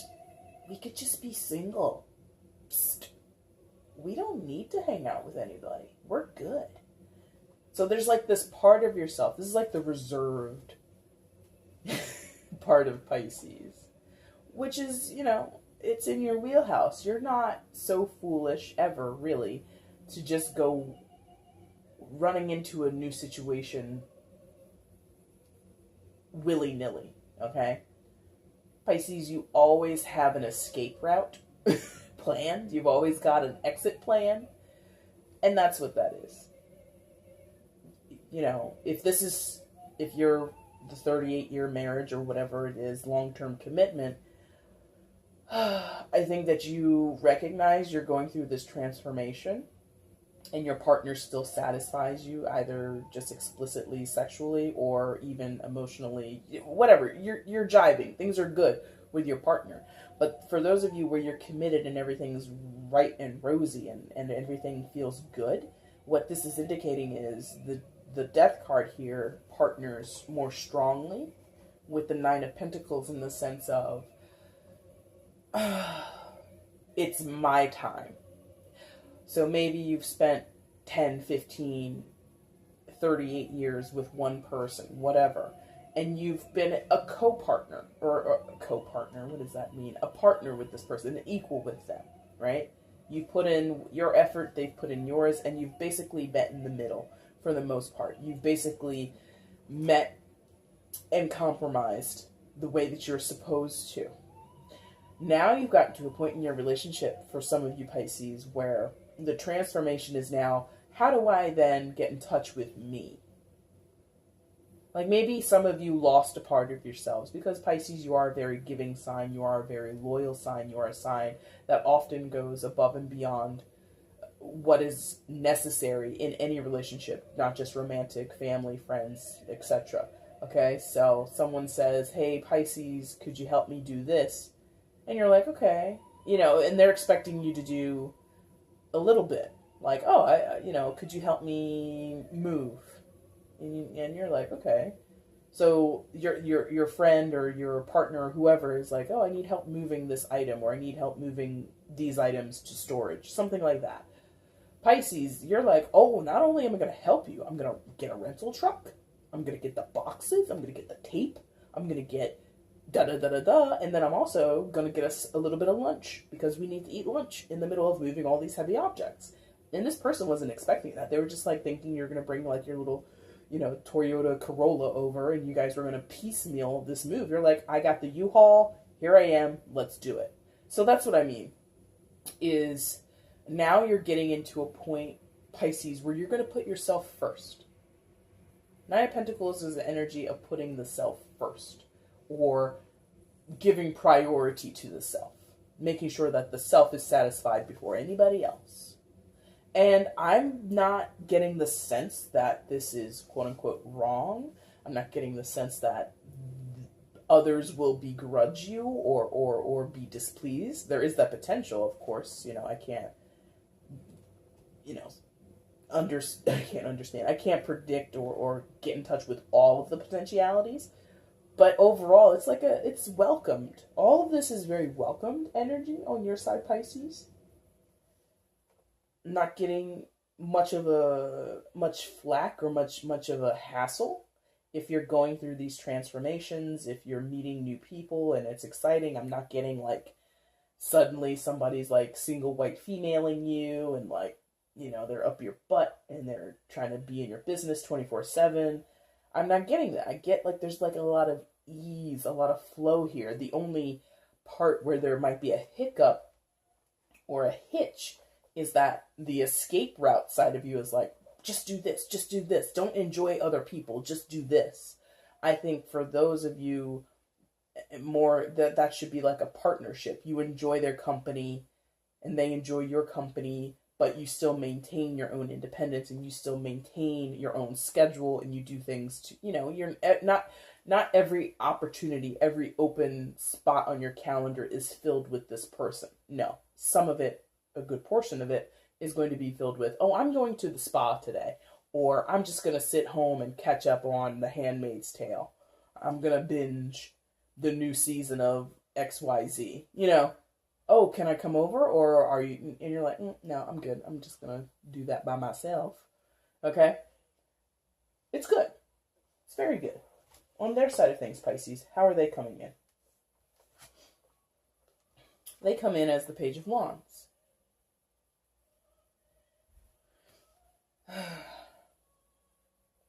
Ambitious. Maybe even ignorantly so. Because pages are often very wet behind the ears. They're young, they're impressionable, they're naive. So this person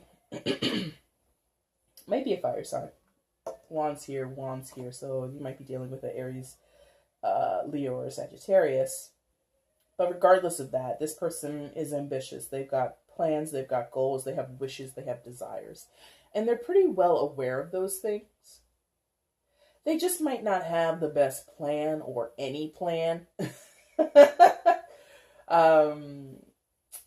Wands energy, fire signs, not necessarily specifically, but tend to have a lot of gumption, have a lot of, ooh, this would be great if I could do this, or this would be great, I'm going to do this, but don't actually map it out.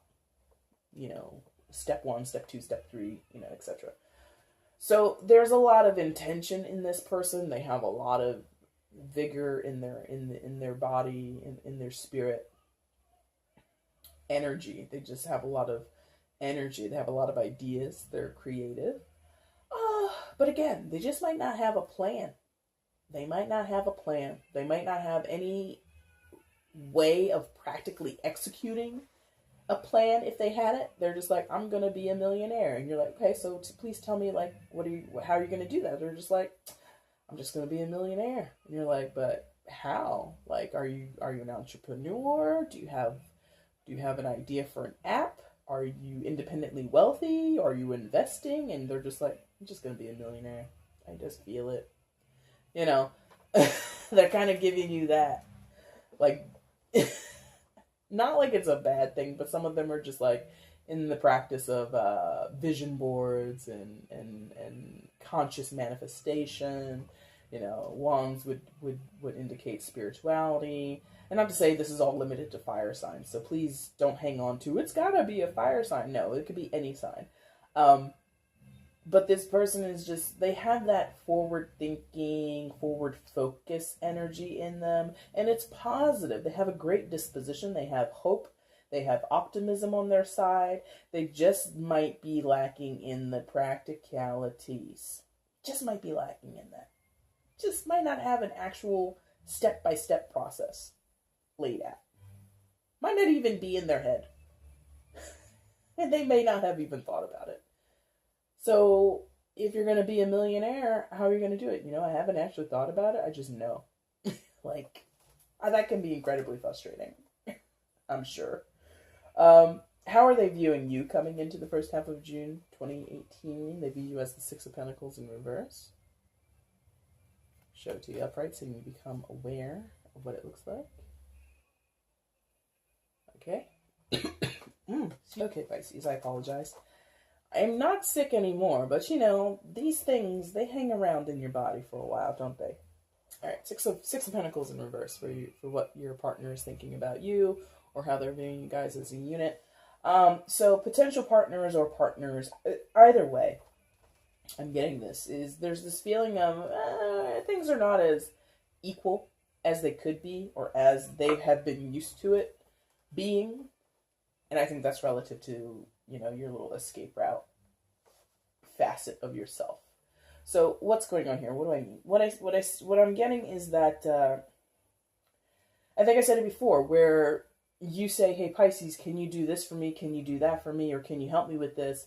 And you go above and beyond your duty, go above and beyond what's expected of you. And now you're doing the same things. You're still there for this person. You're still available to them. You're just not as available. You're just not doing as much as you used to. So again, if they're moving again, just to go back to that analogy, before you did the U-Haul, you booked the truck, you covered lunch, maybe you hired some people, or you brought other people to help you. Now it's just you and the Toyota Corolla, right? And the person's like, oh, I thought you were going to get a truck or a van, or I thought you would have Tom and Jim with you to help you or help us with this. And you're like, no, it's just me and the Toyota today. What are we doing? Like, you're kind of like, time is money. You're kind of like being a little bit snippy in some cases, Pisces, or at least in their eyes, you're getting like a little bit saucy, a little spicy with them, getting a little short with them because you're about the business, the bottom line. I'm here to help you move, or I'm here to do this favor for you, and that's all I'm doing. Once I'm done, I'm leaving. There's not that there's not any, there just isn't as much pleasantries about you right now, Pisces. You're being a little bit more bristly, and it's not bad. In the totality of this reading, it's not bad. Again, but I think it's like that way of putting yourself first, prioritizing yourself, where, okay, if I'm going to help you move on Saturday, I need to leave by 2 because I have another thing that I have to get to by 4, whereas before you might stay till 3:30 and be late to your other thing or even cancel the other thing. Previous Pisces would do that because you were doing a favor for someone that you really love, that you really care for. But now you're like, no. At 4 o'clock, I need to go somewhere. Or by 4 o'clock, I need to be somewhere. So by 2, this needs to be wrapped up. And if it's not wrapped up, I'm leaving at 2 o'clock. Excuse me. That's not bad. That's how a lot of other signs would be. My time is of value to me, and I'm not going to squander it on you, especially when I'm doing you a favor. You know what I mean? So they recognize this in you, Pisces. They see that that's what's going on with you, and they're not mad about it. I don't get the sense that they're mad about it. You're doing what needs to be done. You're doing what you need, and they're okay with it.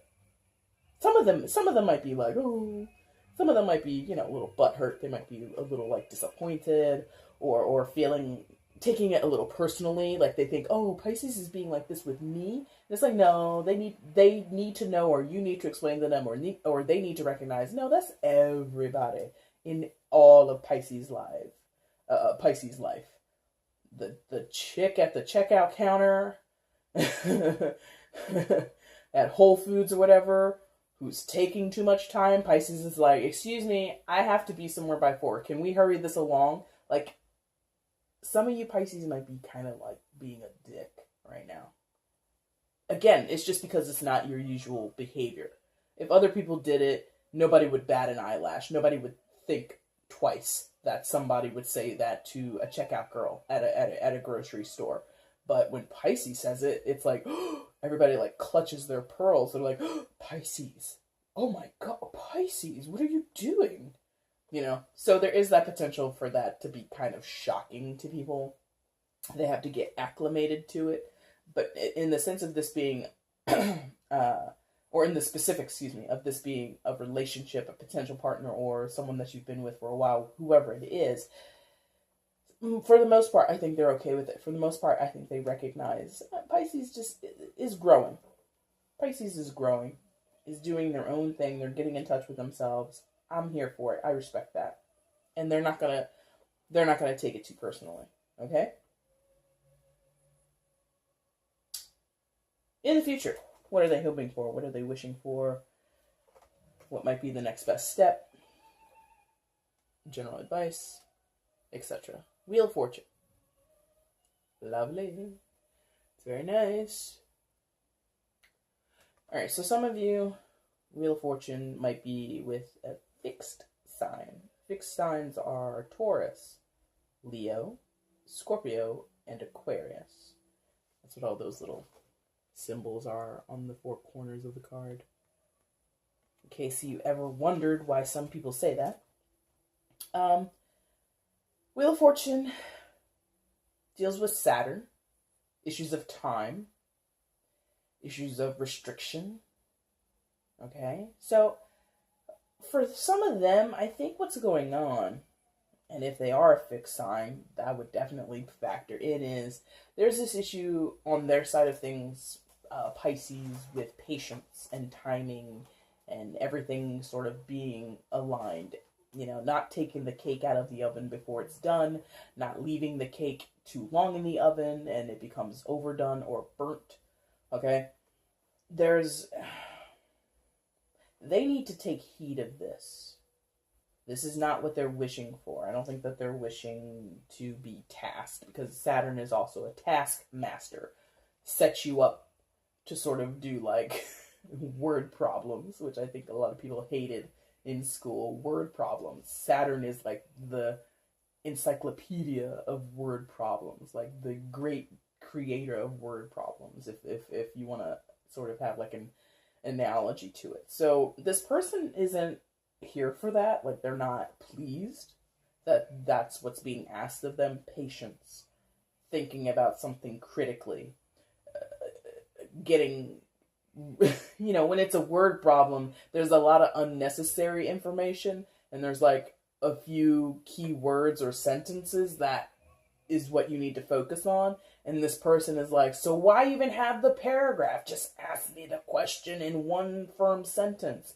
So they're kind of like frustrated with the entirety of the situation. So, what does that mean? I don't think that it has to do with you specifically. I think it's the entire situation, right? So for some of you, for those where you've been together a long time, married, dating, long term, whatever it is, I think that they might just be frustrated that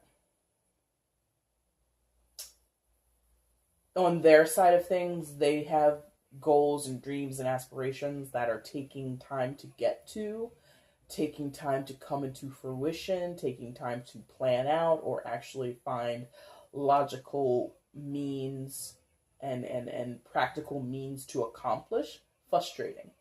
With you, not really having as much time together, maybe not spending enough quality time together, in their eyes, enough quality time.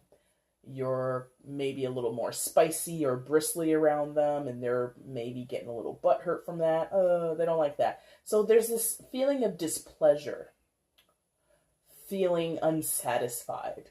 But, like I said, Saturn is a taskmaster, and Saturn wants this person to feel that way. Oh, you don't like this? So what? You don't feel good in this situation? Why not? Like, there's always this deeper context that Saturn wants you to get to. Saturn is trial by fire, you know, taskmaster. What do you get out of walking a mile walking 10 miles to and from the grocery store every day because your car broke down. And this is how you have to live for the next 3 weeks because nobody around you has a car, you don't Uber, there's no bus, whatever. Saturn is like, and what did you learn from doing that for the past 3 weeks? You know, I don't know what that answer is. I don't even know what the question is. I'm just giving an example. But this person is being presented with a set of problems or a set of variables that create, quote unquote, the problem, and they have to puzzle it out. And I think I mentioned, again, the fixed signs being present here. Fixed signs would not like that. Fixed signs would be very frustrated with that because fixed signs are very good at working with what's in front of them, and which is actually, it works both for and against them, because fixed signs to me are like the problem solvers. Okay, here's what I have, what can I do with this? And they're like, okay, do this, this, and this, and this. They kind of puzzle things out, and then they come up with the solution, and then they sustain the solution, they sustain the answer, right? So if 2 + 2 is 4, 2 + 2 will always be 4. But I don't know who you talk to, but some people in this world, in my conversations, have tried to argue with me, literally argue with me. This is a side anecdote, but I'm using it as an analogy. Some people have tried to argue with me that 2 + 2 is 5. And I'm like, what? What are you talking about? 2 + 2 is 4. It's always 4. And this person's like, no, based on da-da-da-da. And they're like giving me all these different philosophies. They're giving me all these theories. They're quoting this and they're doing that. And they're like, so 2 + 2 is sometimes 5. And I'm like, no, it's always 4. You're crazy. Get out of here. So that's what I mean. A fixed sign, when they have solved the problem, that's it. That's the solution always. They can be very rigid when it comes to what they perceive to be problems or issues or things to overcome in their lives. So if I 10 years ago had an issue with money, and the way that I solved it was to save more money, then logically 10 years now in the future, I'm 38 years old. Now, of course, all I need to do is save money. No, the new answer, this is again just an example, the new answer is to invest. The new answer is to save in a different type of account, not just a savings account. You want to put it in a Roth IRA account. But this person, no, 10 years ago, I put money into a savings account and everything was fine. No. You need to put it in a different type of savings account, or you need to invest that money so that you get more out of what you're saving due to the different interest rates, due to the different payoffs, whatever it is. But this person is like, no, but 10 years ago, all I did was put it in a savings account and it was fine. No. The new circumstances, if involving a little bit what's going on Pisces side, your side Pisces, and a little bit of what they want for their future, new circumstances require new solutions. Bottom line. And this person is a little like, no, it doesn't. This situation is very similar to one I've encountered before. So the same answer should apply. It doesn't. 2 + 2 is no longer 4. 2 + 2 is now 5. And this person is like, what are you talking about? That's crazy talk. I don't understand. Okay? Overall, this is a very positive reading. Much more positive than Cancer or Scorpio. So congratulations, Pisces. No offense to Cancer or Scorpio if you guys are watching this. So yeah, I think you're just going through your costume change and you're getting ready to play in a new role in your life. And I think you should be excited about it, Pisces. I think you should embrace it. And your partner, whether they're long-term, short-term, whatever, married, not married, they're going to support you. They're going to be there. And you guys are just going to find a way to come together. I feel there's a lot of coming together here. And that's mostly because of the color scheme that's going on here. There's a lot of red, pink, yellow kind of feeling here. And those are very harmonious colors, in my opinion, okay? Alright, Pisces, I thank you so much for watching your love reading for the first half of June. Again, I apologize that it was so late. Please forgive me. Uh, but I will come back probably later this week or next week and do your second half for June. So, yeah. If you like what you saw, hit the like button, subscribe, comment, share the video, do all that fun stuff if you feel like doing it. If you don't, I'm cool with that too. And I will see you guys very soon when I come back for your second half of June love reading, okay? Thanks for watching. Bye.